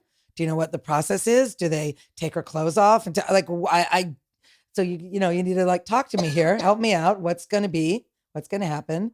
And my father had just passed away 2 months before. So, and my mom was super sick. It was just yeah. Mind blowing. My girls and I had just given her birthday was 3 days before. And I had gone to Tiffany's and bought this necklace that had 3 little keys on it, which was one of each of my kids. And those are her 3 grandchildren, and had given it to her, and she had on her wedding band and she had on that necklace, and I wanted it. Yeah. Period. Just wanted it. Do I go get, like, think about it for a second, it's, but my sister was there and she was freaking out, and the doctor lived only a block away. My doctor, her doctor, he came up. It was just sort of this crazy, and no one was leading this little moment. It was just whatever. Lori just goes in, she gets the necklace, she gets the ring, she comes out, she puts it on the table in front of me, and I literally went, okay, you're my best friend. Done, right? She just handled it. She's someone that doesn't do very well with blood and injuries. And no. This was a pretty next level. Right. I cannot believe she did that. Wow. Not sure I would go do that. Right. Not sure I could go do that. Well, it was your mom. Not sure I could even do it to my mom, or I would have gone. No, that's what I mean. But you don't think because it's your mom, it means something different than just. Well, yeah, but the fact that she just. Lori's mom. You would have maybe done I could it for do that Lori. to Lori's mom. Yes, I could. Yeah, exactly. And I'm just saying, it was not shocking and not surprising because of who she is, but that's a ride or die right there. Yeah. Who can tell that story? Right. Okay. Not very many people. Yeah. So it isn't like someone that lends you money, or it's not that. It's the little things that make her. And I really needed some friends, good friends and good, people around me. And the ones that are my friends, they've really stuck. I have a couple of guy friends that are my, so I'm very lucky. I don't have 80 friends. Right. I have this. You don't need 80 friends. No, but I'm just saying I have this. Nobody needs 80. I don't even like 80 It's too many to keep up with. And then you got to buy them all Christmas presents. It's just too much. So I think that I'm learning to receive, to be open from them. Right. Because they give me a lot. Right. But I also never take it. Now I'm learning. Well, yeah, that's the thing. The universe doesn't give if you're not open to receive. It doesn't. It doesn't walk around looking for mailboxes that are closed. No. It looks for an open mailbox, and it will deliver whatever you need. And sometimes, faith to me is not about religion. Faith is about a belief that you're cared for on this planet by whatever, fill in the blank, by God, by the universe, by whatever goddess, it makes you happy. Whatever. Buddha, by whatever. There's that you're cared for, not just loved, because my mom loved me, but she didn't know how to care for me. Those are two different things. My husband loves me, and sometimes he sucks at caring for me, but sometimes he's incredible at it.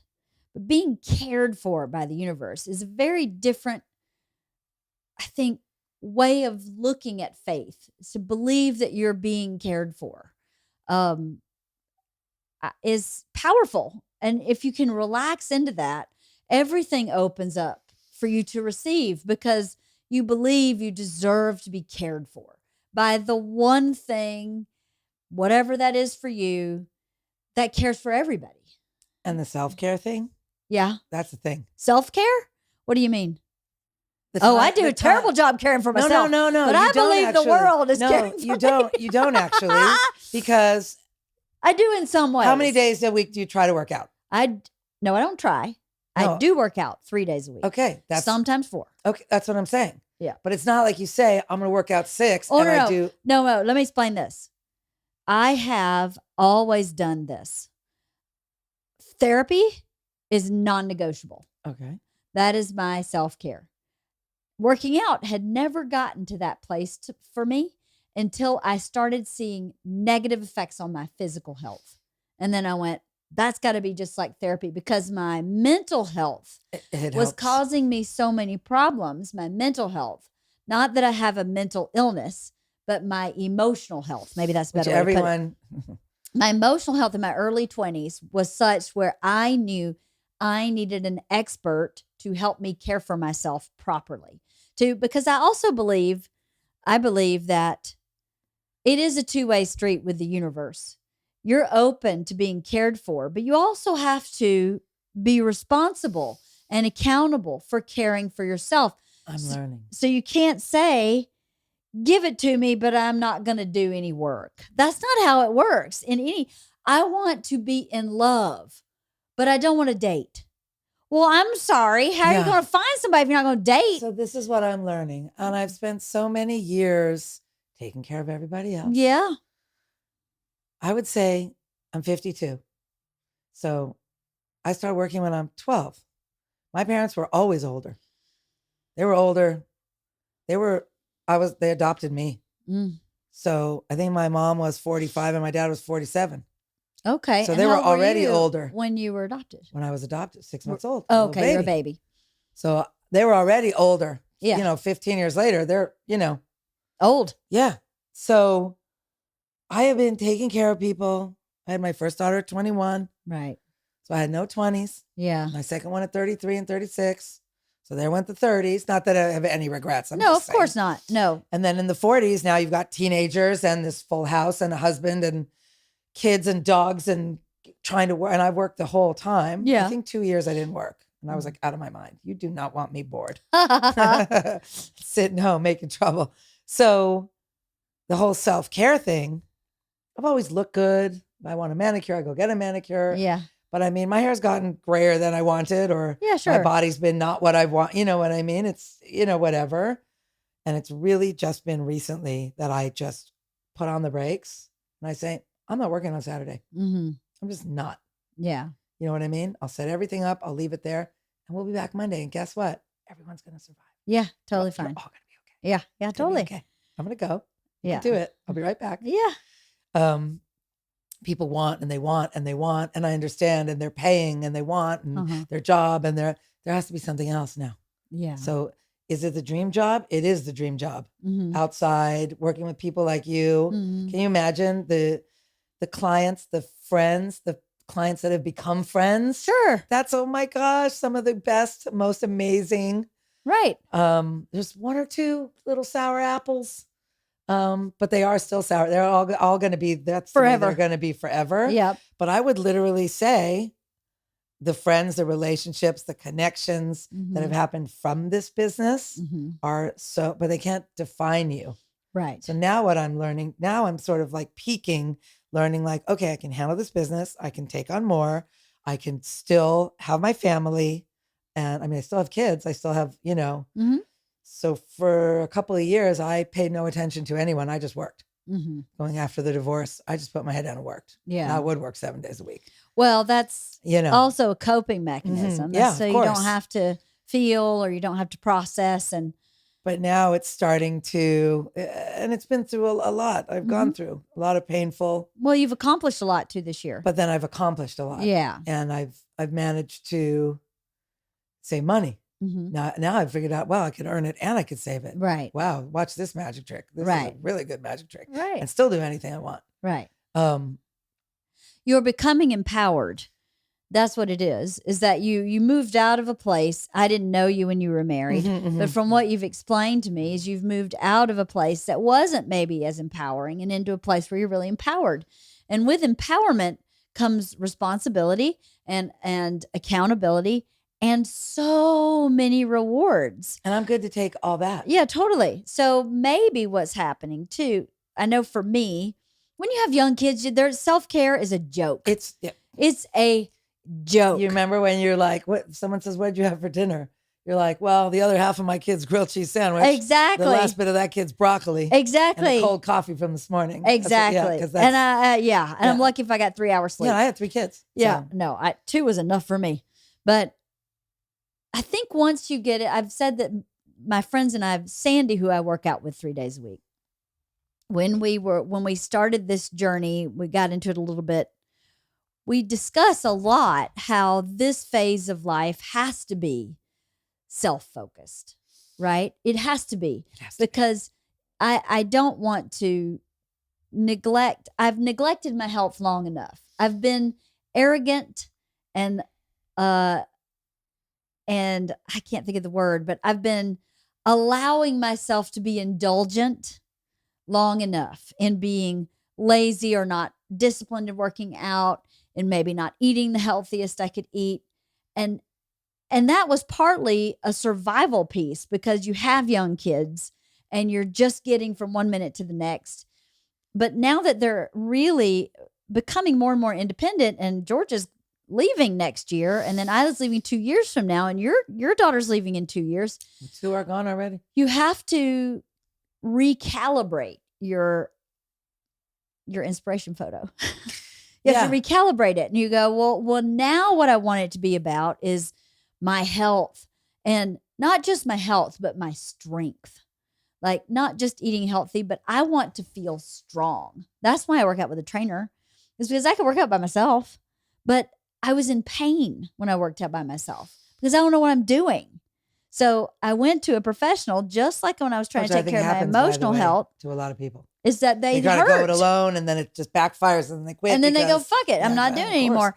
And then I was in pain going, I know this is muscular, I need help. And I found someone out of pain totally. And when you see yourself, when you see that you can change your body still, I'm 51 is really young in the grand scheme of things.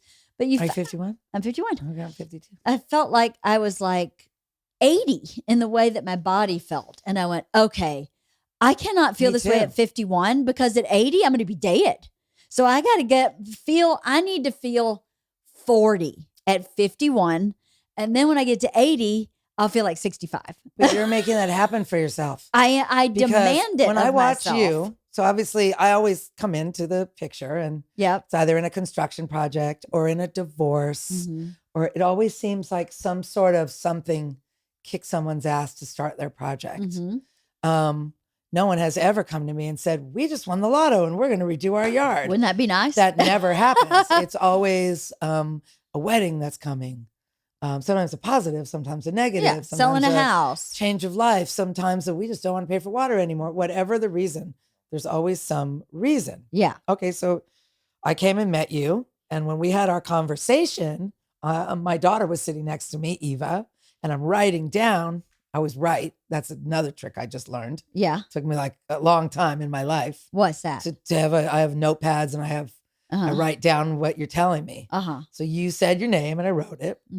And then your husband was in the background. I'm sure. And he was, I don't know if he was burping or making noise, but he was doing some crazy. I was like, what? I'm like, who are these people? What is happening? Because I had no idea who you were. Right. No idea. They're clearly not from California. No, yeah. And you were saying to me, I met with other landscapers. I met with other people and everybody wants me to do this drought tolerant native garden. I just don't want to do that. No. That is not what I want. No. I want Georgia. Yeah. I said, I'll give you Georgia. Yeah. And so you and I had an incredible first conversation, actually quite a long one. And I said, do you have kids? And you said, yeah. And you said their names and I wrote it down. And Eva's next to me and she's looking at it and she goes, wait, are you talking to Leanne? And I go, how do you know? And then because she knows, because they know everything. The kids know everything. Yeah, they do. And of course, I didn't know, which was so funny, who you were. And That's I said, crazy. And I said, but I'll give you that garden. Yeah. I don't know anything. I'm under like, everyone says, did you watch this TV show? I'm like, that's something else I'm trying to work on, trying to get like caught up a little bit. Yeah. And I said, I'll give you that garden. And you were like, great. So you said, come. So you were in the back. You still had the fence up for the dogs. You were still bringing the dogs here. Mm-hmm. It was a demolition site of It insanity. was. Yep. Bert was here. He was in here. Probably, yeah. Yeah, he was in here. This was still not perfect. No. And we sat down and talked, and you pointed your finger, hopes and dreams. This is going to be like this. This is what you had mapped out so far. And I remember literally thinking, she's busy. You're a busy lady. Mm-hmm. I got it immediately. Mm-hmm. I don't remember if your kids called, something, whatever. But I remember thinking how you communicated with your kids and how you're communicating with me. I saw it straight away that you had, because you have something a little extra, a little different than, you have a patience about you. Oh. Even when you're really busy, even when there's insanity going on. Mm-hmm. And so, well, the point of me saying that Bert was making all that noise, it was funny to find out that he wasn't a comedian, because I think he was just trying to be funny. That's why it was so funny. Probably. Afterwards. He likes to pull focus. Yeah, he really was in that conversation. I was like, what is happening? But you have this patience about you and this calm. And it was a crazy hot moment, because you're trying to show me and tell me, and he's pulling you this way, and he's contributing, and you're like, no, honey, we're not doing that. Right. No. But I remember thinking that the first day that I met you, and as I watched you and grew to love you literally through this whole project, I remember thinking, if her kids grow up to be her, that would be good. Aw. That would be great. What if your kids grow up to be just you? That would be great. You want more for them always, because we always want of course, more. yeah. But as a person, if they grow up to be you, that would be good. Oh, what a nice compliment. Thank you very much. I don't know if the words are coming out exactly how I am patient to a fault. No. That is true. You are. And but I see your evolution already since we started this project till now. And I kind of steal from it a little. Oh, she's working out. Oh, I'm going to work out. Just because if you can do it with your busy life, I can do it too. Well, that is the truth. And I think everybody should know that. Listen, I hate the time of day that I work out. I hate it. He has us at 11 a.m. 3 days a week. I can't do anything in the morning. Can't do anything it's an hour before and an hour after. And it sucks. But it's non-negotiable, because what I said to myself was, my life depends on it. My life depends on working out at this age. My life didn't depend on it when I was 20 or 30. But when I turned 40, I have a really good doctor. I love my doctor. She is no drama. And she wants you responsible for your health. She's also Bert's doctor. She didn't want to put him on blood pressure medication, because she said what that will do is give you a license to eat. And so I don't want to do it. You need to regulate your blood pressure with diet and exercise, because you can. So she would not put him on blood pressure medication for a long time, until it got to the point where she went, okay, now I think you need it. She could have easily put him on it years before, because he was one of those on the border, almost probably should, but doesn't really have to. If you drop 5-10 pounds, yeah, you're but fine. I appreciate that, because some doctors pass out. I love it easily. That's my point. Yeah. She's an amazing doctor. So I turned 40, and she goes, this is what happens. Typically, a woman gains 10 pounds a decade. So you're going to gain, unless you start work. She said you need to start eating and working out now, the way that you can still eat and work out when you're 80. And let me tell you, I went like this. No, that's not going to happen to me. I'm not gaining 10 pounds. And in my how long 40s. did it take you before you started? I gained 10 pounds. I gained 10 pounds from 40 to 50. And I started working out when I was 49. And I went, oh my God. It's true. She was 100% right. I can't get this 10 pounds off the way I used to be able to. I can't just, eat a salad for a week and it goes away anymore, because what she was saying basically is this is where the rubber meets the road. This is where your hormones change and you're no longer in control. This is when this is not a choice anymore. This is when you have to make a real life change. And I did not buy it for 9 years. And 9 years later, I went, I knew it too. I knew it too. They didn't say that. So then at 49, I had injured my back 4 years prior and couldn't get it straightened out. Went to doctor, had MRI, whatever, couldn't figure it out. It was muscular.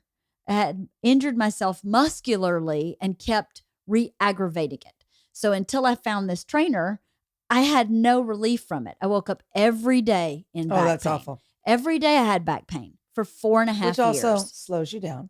It also stops the movement. It makes you angry. Yeah. It makes you irritable and you're tired all the time. Pain is exhausting. So when I finally found the trainer, Sandy found the trainer first because Sandy had a shoulder injury.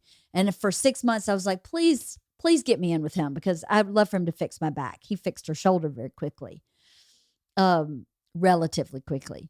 So when I started working out with him and I started getting relief, I said to myself, this is what Dr.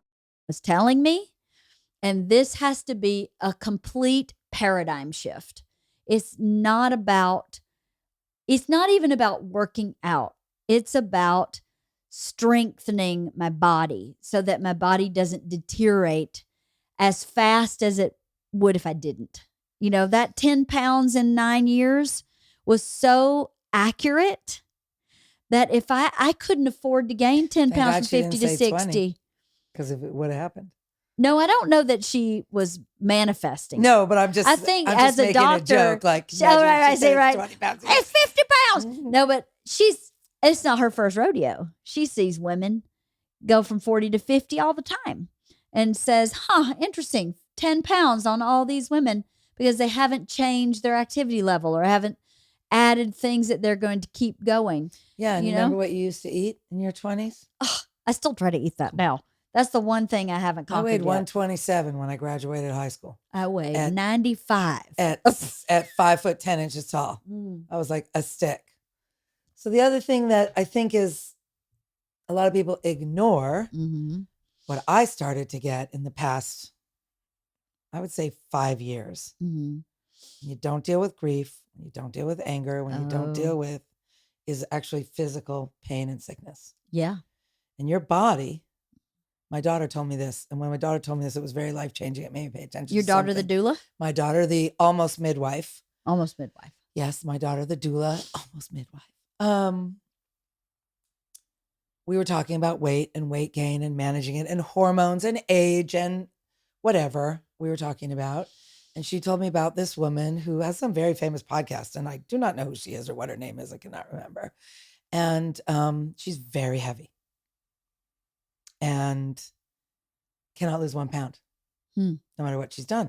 And anyone who's struggling with weight will know the frustration of your friend did this particular thing and lost 40 pounds. Now you've done it and gained 7 pounds. Right. Like, wait a minute, but I did it. And I, whatever.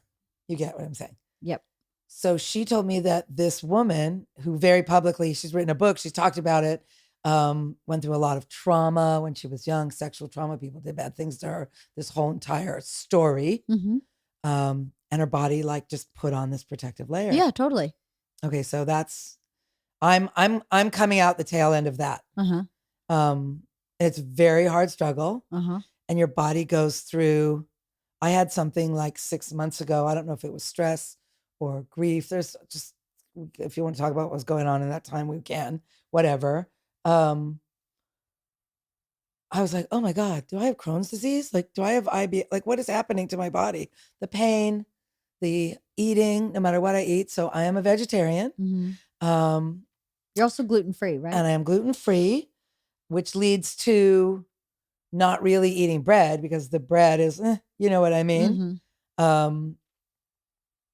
You eat rice, but whatever, it kind of eliminates pasta and stuff because gluten-free pastas aren't that great. So it actually helps you with the diet, you know, and I will cook for myself. I'm a very good cook. I don't really eat fried things. I've never had a hamburger from a fast food restaurant in my What? entire life. What is I've never wrong put it- with you? Don't eat it. Don't eat meat. Don't like it Oh since I'm a my kid. It's a God. thing. I love it. So when you eat this well Mhm. and you gain 14 pounds or something, you're just like, what is going on? Yeah. So you have to start looking at yourself. And It's emotional. It's emotional. Yeah. Not an emotional eater. No, it's emotional. It's So I you're actually got protecting to yourself. the point where if there was like an aggressive male situation happening, Mm-hmm. my body would go like this. Mm-hmm. I was 2 inches bigger than I was 2 hours ago. Yeah.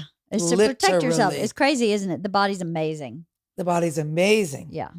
So I did some homework. Obviously, I know that I do have a doctor and a acupuncturist and whatever.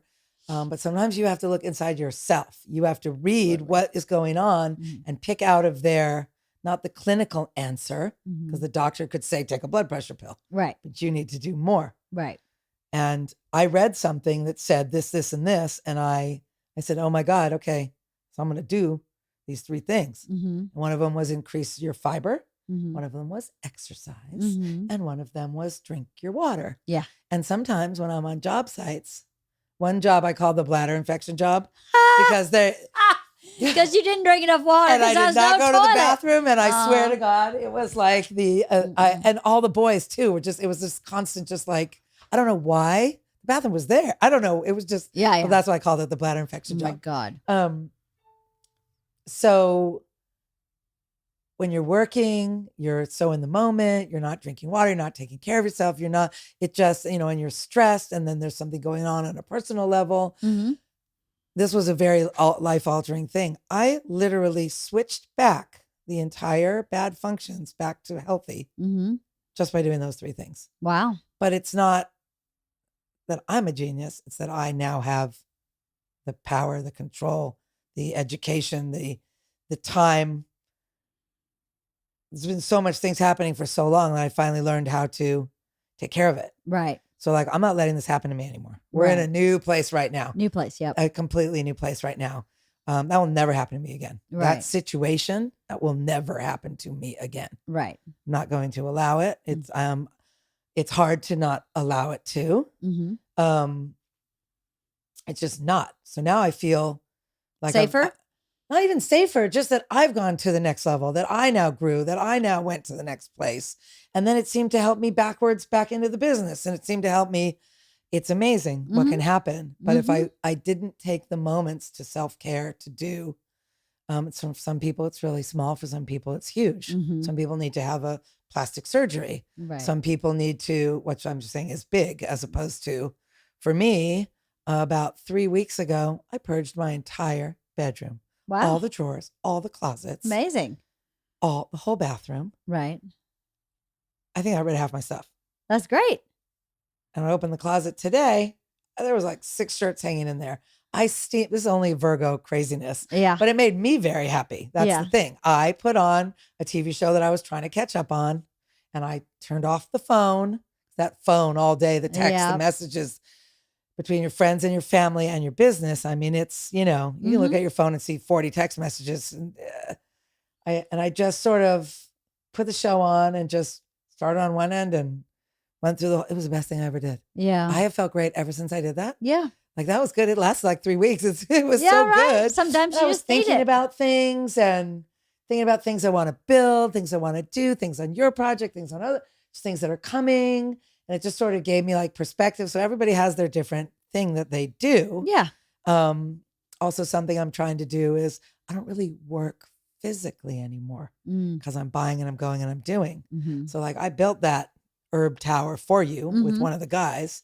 I could have told them what to do, right? But I didn't. Oh my God. And I loved it. Yeah. So I need to go backwards and take a little step backwards into physical, because I love cutting and trimming and I love, so I'm here, I'm always here, but I'm always, on the computer, on the phone, ordering this, telling that.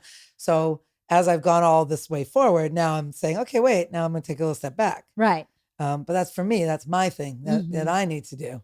Right. But this physical illness from stress, and this is all stopping now because of my age. Right.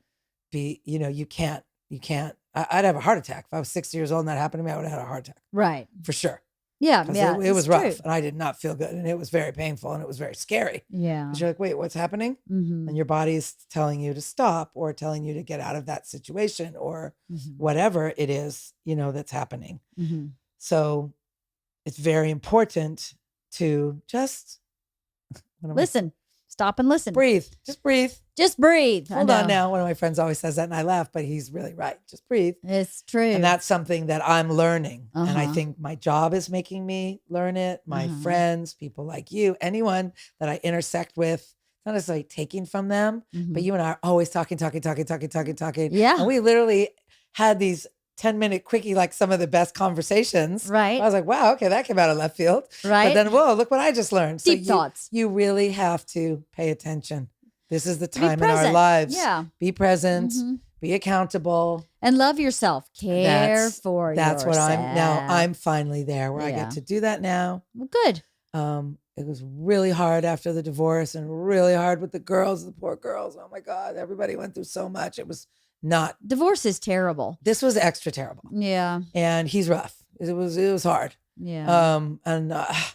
I just felt bad. And at a certain point, I just sort of took control over it to make things stop. Okay, this is stopping. We're done. Yeah. Stupid. Yeah. You know what I mean? Some things had to be the way that they are. Unfortunately, people, the other, you can't mediate something out if one person doesn't want to do that. Totally. You know what I mean? So when one person wants to be like crazy fighting and the other person's like, I want a nap. Right. I was the nap. I was like, Right. I need a nap. Let's just sleep it off. I'm like, let's just wake up in 6 months and see, it'll all be over. Yeah. The other person was, I felt really bad for the kids. I felt really bad for them. They went through a lot. So right now, everybody's leveling off. Right. I feel like it's just sort of turning its corner. And how long's it been? 5 years. And it took 4 years to divorce him. Oh my God. 4 years of fighting and drama and money conversations. That's so stressful. I don't know very many people could take that stress. No, that's really It took stressful. a toll on me. I took a big hit, Of I'll course. tell you. Of course. How could it not? My body has not Recovered. The endurance isn't there. It usually takes at least half as long as the length of the trauma. Okay. So now it's all about choices too. I just one day went, okay. You know what I mean? And I did settle in that divorce for financially this, that, just to end it. Yeah. Okay. I don't care. Just end it. Sometimes it's worth that. We're dealing with something in our business now where Bert's got his little feathers ruffled. And I keep saying, for what? Just walk away. There's nothing there anyway.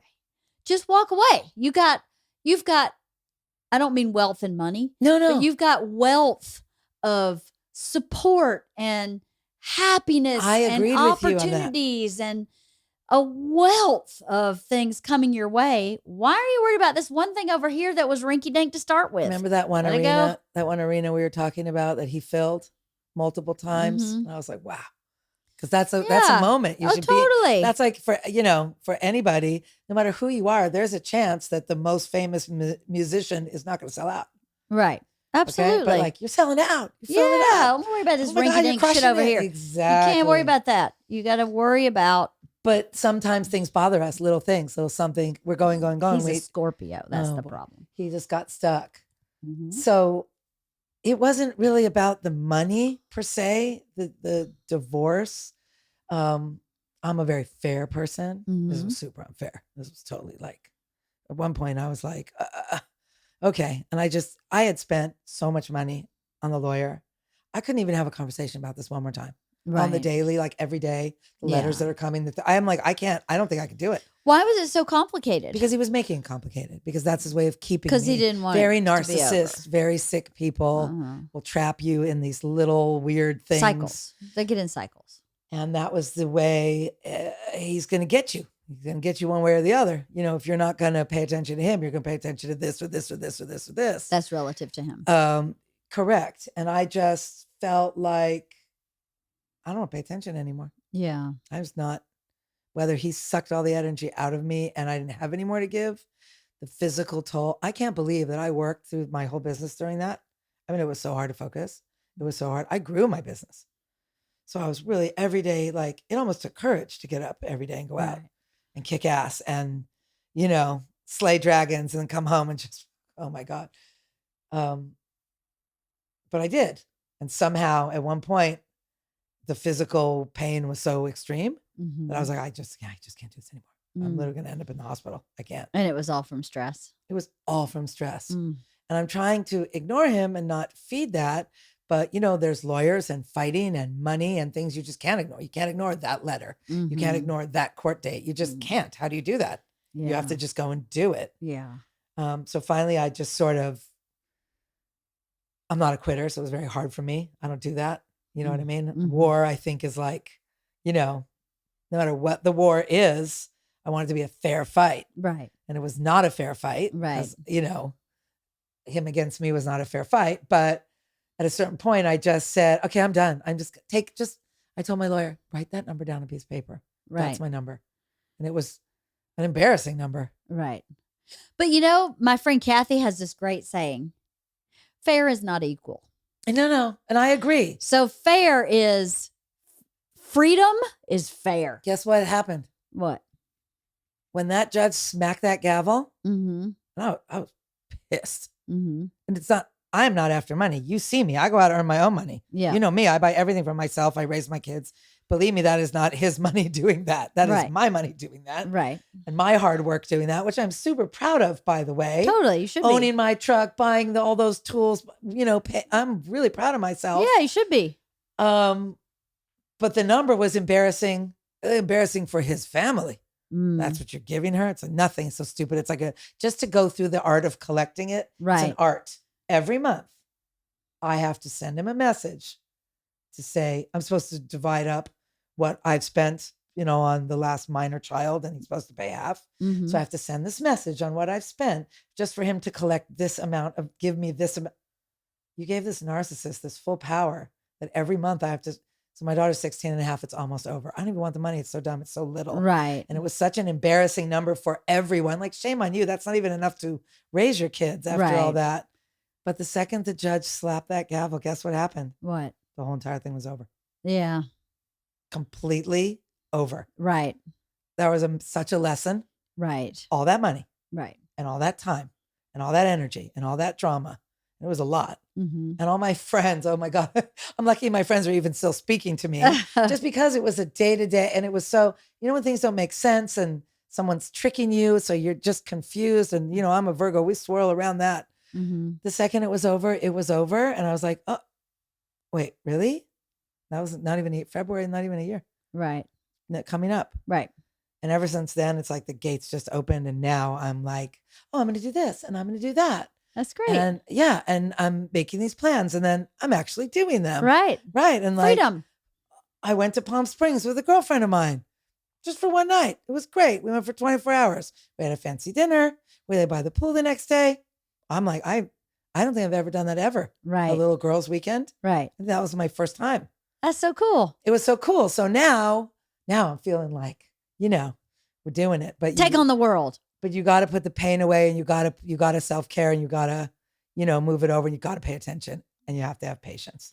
Yeah. That you have to have a lot of patience. Yeah. You have to acknowledge your pain too. And you have to acknowledge the bravery it takes to go from A to B. Sometimes it takes such a massive amount of bravery just to look clearly at what's happening. And I didn't know I was that person, by the way.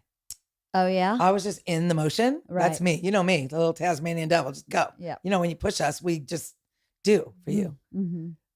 I didn't know that I was that person until that moment when it stopped and it was over. And I was like, wait a minute, it's totally over. I don't ever have to speak to him or think about him or do, you know what I'm saying? It's actually even amazing I'm even telling the story because I really not buried it, just ended it. Yeah, it's done. You just moved on in another. Well, that's how you know it's really over. That's how you really know it's over. Yeah, no emotion anymore. You just go on. And then I found out, self. oh, guess what?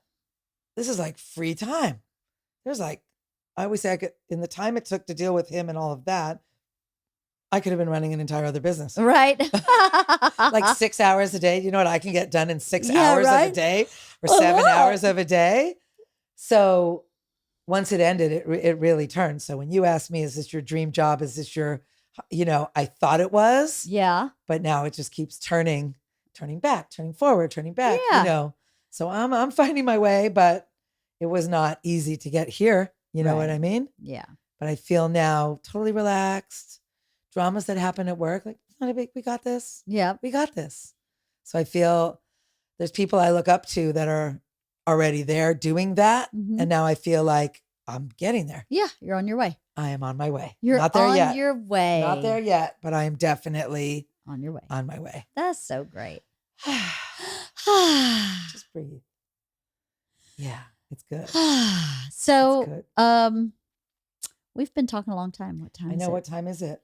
7:12. No way. It is 2 hours we've been talking, so we should probably Wrap it up. wrap it up. Okay, Well, what's your I final? think, here's what I think. One of the reasons I wanted to talk to you is Mhm. because I think it is great. I love hearing people's paths and journeys, right? I love that my dad's journey is pretty boring. He went to school to be a mechanic. He was a mechanic for 50 years. End of story. I can tell you his whole story in one sentence. Lovely human being, really funny, very fun. But I think, to me, I think we're fed, or maybe when I was young, maybe not so much anymore, you're kind of fed that that's the way it works, when that's actually not the way it works. Bert's just my dad. I want to be a comedian. And he's still a comedian. Now he has little arms here and there. My dad had little arms here and there. He built hot rods for a little while. He built wreck cars for a little while, but it was all the same vein, right? I've been a waitress. I've sold Avon. I've been a writer. I did was an Arbonne. actor. That's funny. I was a property manager. I was a not really a project manager, but sort of like a sourcer project manager for a contractor. I drove a tow truck. I've done all this shit that I worked at a movie video rental store when I was in college. I sold wedding gowns. I was a bikini model for showrooms. I've just done all this shit to try and find my way. Yeah, but it's not shit. It's all the stuff that made you. It's right. You know what and I so mean? I think it's important for people to hear, people like you, who started out in fashion and ended up in landscaping. No one would ever think those two were relative to each other or connected. And that's a powerful story. And it's also powerful to hear that you are a woman, a single parent, running a successful business in one of the biggest cities in the United States. That's huge. And that's inspiring, or I want it to be inspiring for people who listen, who have a dream or who have a hobby that they're really naturally good at. My cousin, excellent baker. All of a sudden, she started making wedding cakes. She had so many wedding cake orders, she actually stopped because she was like, it's so stressful. Yeah. Because I'm the best And wedding. their wedding cakes. And their wedding cakes. There's no making it's too mistakes. stressful, Oh, it's right? so stressful. So she stopped. But I was like, it was a hobby that could have become, if she had chosen to, a really big business. And I just think it's so cool when someone does something they're good at and it turns out to be really successful. And it's not what they started. And it's not what the original plan was. It gives people permission to pivot and to think outside the box.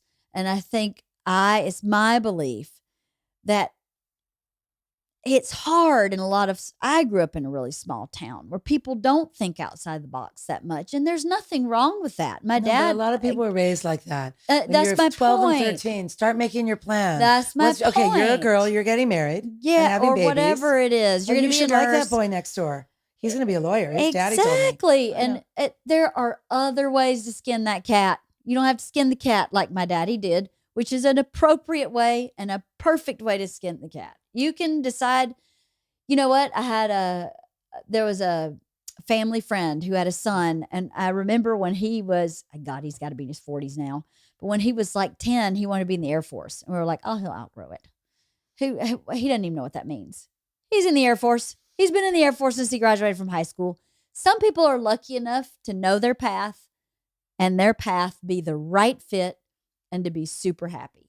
But that's not everybody. No. And right now, and I feel you have this also, the same as me, with all the things that you do, the merchandise, all those things. Uh-huh. Where are you doing that? Jack of all trades. How did you start doing that? Like, it's just, you just do it. You're seeing, okay, Bert needs this. I need this. So how are we going to do it? Get it done. I have no history with doing this at all. I don't know anything about this business. So I'm just going to do it. I have done the same thing. I can't tell you how many things we've built because I imagined it. And I don't recommend that people just fake it till you make it. But faking it till you make it work sometimes. But when I look at something, I'm like, I can make that table. Right. We can do that. Let's do it. Yeah. So I push myself forward all the time by taking on a lot of unknowns in this business. There's a lot of things you come across. You're like, what do we do there? Right. Oh, there's a well. Right. There's a well. When they were building my house, I had this beautiful front gate put in, automatic gate. And the guy that built it's really an artist. And he built this beautiful gate. And he called me and says, you better come back right now. He goes, he was digging the hole and he goes, there's bones in there. And everybody looked in the hole. And I took pictures of it. We all thought that was a pelvic bone of a human. Oh my God. And who knows their bones? Like, how do you know? Yeah, right. So where my house was the first house on the entire block. Oh. And that was a farm. Ah. So then I started thinking, wait, don't tell anyone. What if it's like an Indian burial ground or something and they say you have to stop? Right. I said, don't tell anybody. Then we started finding bigger bones where we realized it was a horse or a cow or probably some animal that some farmer had just buried. Yeah. But like things happen like that. Totally. And you have to be able to go like, what do we do? To pivot. And so I think that the work pivot is helping the life pivot and the life pivot is helping the work pivot. Yeah. Rigidity doesn't do anybody any good. Rigidity only makes your life harder. It doesn't make the other person's life harder. Now, sometimes you should know what you want and want to achieve that thing. But rigidity for rigidity's sake is not productive. It's not. You have to be able to pivot and you have to be able to. This is what we did with the rose garden, right? The first rose garden we built. We're walking through there and you're like, I was thinking we're going to do, I don't even remember what you said first. This and that and this and that. Maybe it was like gardenia, and you said, azalea. And I said, I love that idea. Now let's throw it out and think of something totally different. And I said, how about a rose garden? And you went, that's it. Do it. So that is what I mean about your whole life. I don't understand how I've always done this. I don't know where I learned it, but I've always done that same thing. Maybe it's from my dad. No, I know where. I have a thought. Where? If you're not receptive, Right. if I'm not listening to you. Yes. Okay. Mhm. So you and I could do business. You pay me my money. I build your yard. We go our separate ways. Yeah. And we never have a personal conversation ever. That happens. Totally. I have clients like that. Of course. I'm cool with that, by Yeah. the way. Yeah. You know what I'm saying? Uh-huh. Then there's other people like you and me that our paths cross and we get in all kinds of, whatever. And, you learn things. Right. But if you're not quiet, Mhm. if you're not receiving, if I'm not listening to you, you have to be a giver and a taker. You have to hear it. You have to be, you know what I mean? Mhm. So like, I'm listening to you and you're telling me more things than you want rose gardens. I'm seeing little lessons, Right. watching her do this. Oh God, look at her. Right. Look at her go. So you have to be able to receive it. You have to be quiet Yeah. and perceptive enough to And open. just as we keep circling right back to that. Yeah. That's, I think, a major trick and key to everything. To everything is to be So, open. Yeah. To be open, because when you argue with someone and you get super rigid on your point, you're not open. So you can't possibly see the other person's point of view. This is something I struggle with my husband because he gets very rigid with his emotions. And then even an apology won't break through his rigidity sometimes, where I go, you have to relax the rigidity to allow me to help heal. But if you're just going to be rigid on your point, no healing can take place because you're not letting me in. You're not open. You're closed. Rigidity is being very closed. And also, you can't help him with what he's trying to get. That's my point. Yeah. I can't. You're like, I can't give you that to you because you've stopped the conversation because it's this or nothing. It's this or nothing. And then you go, well, it can't be this or nothing because life is never this or nothing. Yeah. It's never, we're going to put camellias here. It's always, let's keep that. And let's think of it another way. Because we did that with something else and we went, No, that doesn't work. We're going to stay with the original one. Oh my I don't God. remember what it was. We did that with something else. We were like, okay, throw that out and let's think of a totally But I'm different not taking idea. that as like criticism. Let's You go know what I back to mean? the original. I'm not taking that as It's criticism. being open. I am very strong in what I want to put where. Yeah. We know this. Yes, we do. And there's certain kind of grass, like this is the grass you're getting because this is the best grass That works. Yes. for you. Yes. For your life, for the dog. And I would never know anyway. So I'd go, is it green? Some people DIY it on the internet and they come back at you and they say, Home Depot's recommendation is, and you're just like, really? Well, don't listen to Home Depot because they're not growers. Oh, whatever they say, this guy, whatever.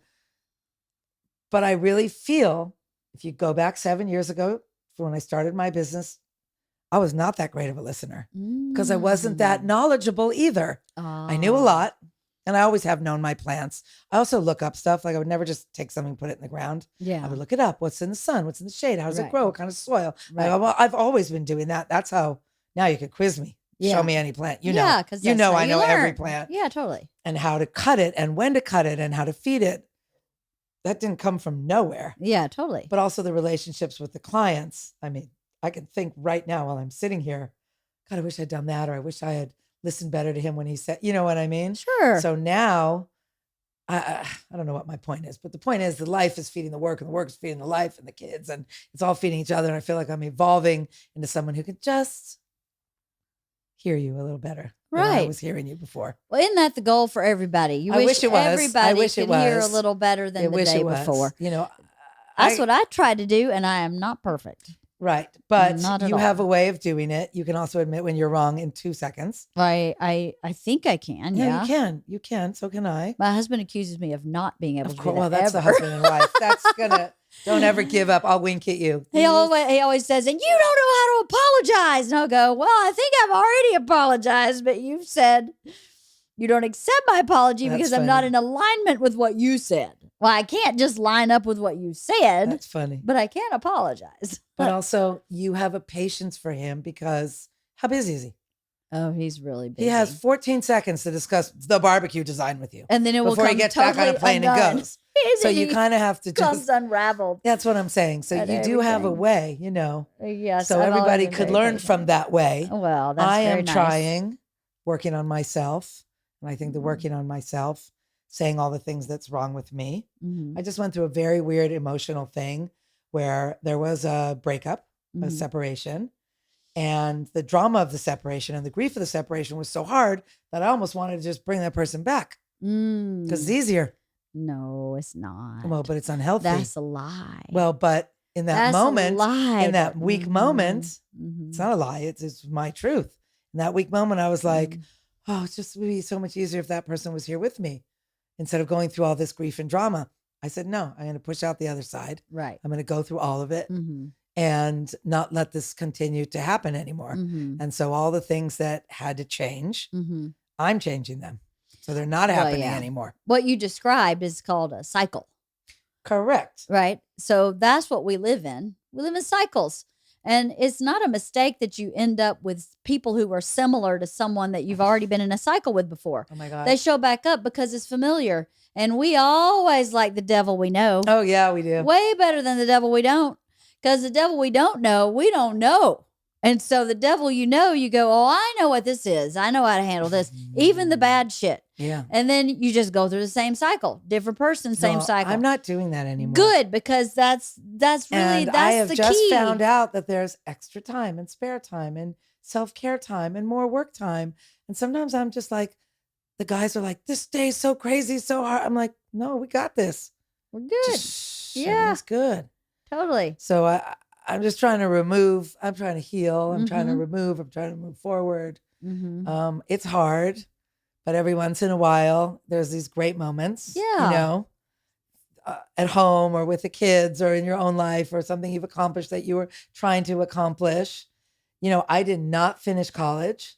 I know people. Oh, I that didn't have- either. I know people that, and look at your hustle. People that have business degrees that are, I'm like, really? You have the business That degree? don't matter at all. It don't make You just you happy. have to push through, dream it, make it happen. I'm not gonna say I don't know how I got here, but I have a very successful business, and we Yeah. are. You said it, very good at what we do. Yeah. And it didn't come from. No, it's literally blood, sweat, and tears. but I just feel like so evolved now. So like I can take on any project, especially after your project. I can take on any You're right. size project. You are right. This was a big one. This is a project where, I mean, you don't mess about at all. No, I don't. No, you're mess cool. around. But, you know, I kind of, if you were mad, I'd imagine it would not be. If I were mad? Yeah, like mad, it would not be good. But like when you order X amount of square feet of sod and have taken X amount of money, you need to deliver that. Yeah. Like this is a project where it's not like, oh, I'll just bring you that one plant tomorrow. No. That's like, you know. Let's move. So I'm that way with the whole project. I get so frustrated because I go, I got the shit waiting for you. But the fact what that are you waiting for? But I delivered. Yes, you do. You work like I work. I work like you work. Yes. And that's what I saw that. Right. That was my point, that I saw that and I found that. You had those bricks sitting there for the driveway for so long. I was like, where's the dudes? Oh my gosh. Do you want us to start doing it? That was the story of my entire project. Yeah. Oh, you're not waiting on me. Yeah. You will not be waiting on me. You may be waiting on something else, but it won't be me. But I think 7 years ago, I don't know, I would have been able to do it. Really? I probably would have. Not as well, not as, you know what I mean? Not as financially and efficiently. Mm-hmm. You know, the other thing is when you give someone a price for them, you have to do it for that price or it costs you money. Oh, yeah, totally. So ripping stuff out, going backwards, that's not what we're trying to do here. Right. But on a project of this size, you have to deliver. Right. There's no messing about. Right. And I know a lot of contractors that don't, a lot of people that do not. Right. So I feel we're almost done. We're almost done. Oh my God, we're almost so excited. done. We are almost done. And I don't want to finish. I don't want to make it take like another month. But I feel proud of this project. You should. It is every single It was person multifaceted. It was layered. You did trees, you did shrubs, you did vines, you did flowers, you did fruiting trees, you did non-fruiting trees. But the number one compliment? Roses. The number one compliment of the whole project? Yeah. People look at the picture or they come in and look and they go, looks like Georgia. And I go, there we go. That's funny. All you wanted. That's all I wanted. And you got it. I did. That's all you wanted. Yes, I did. I wanted it to look like That's Georgia. That's so, I feel, I don't know. I don't you know what compliment I got from somebody, which was really nice. You know, I have a Girl Scout troop, and one of my moms came to pick up her daughter, and she goes, "You know, I walk on this, and if I didn't know this was your house, I would think this is your house." Okay, that makes me so happy. And okay, my work here is done. I was like, "That's what I'm talking about with the whole house, the yard, the house, the driveway." Oh my God, that's great. The whole thing. And That's I great. thought that is what I'm talking about. But you could imagine that Georgia compliment was huge, the ultimate. Because that's what I don't care. asked They for. say gorgeous, this, that, whatever. Yeah. But like that, you just said, I just want Georgia. Yep. Just give it to me. I That's want what I want. hydrangeas. I want azaleas. And I want camellias. rings around the trees with plants. And I want this and this and this. Yeah. So. And we did it. And we did it. It looks amazing. Thank you so much. Thank you so much. Thank you for talking on my podcast. Yeah, I don't. And you were concerned. I don't know. You were concerned. I was like, Lisa, believe there's so me. much more we could talk. We'll have to do a part 2. Totally. There's so much more we could talk about. And, you know, I didn't even get into my whole story, which I wanted to talk about more because you did ask me some questions. And you said, don't tell me when we podcast. I know. We should talk about you being adopted. We should talk about all kinds of stuff. because that's taken on a whole new other. Yep. With the birth mom finding and the whole. Oh, but there's a whole other like. So we'll schedule another one. We'll schedule another one. Yes. Okay, we're done. We're done. You We did it, did it. Lisa. Thank you.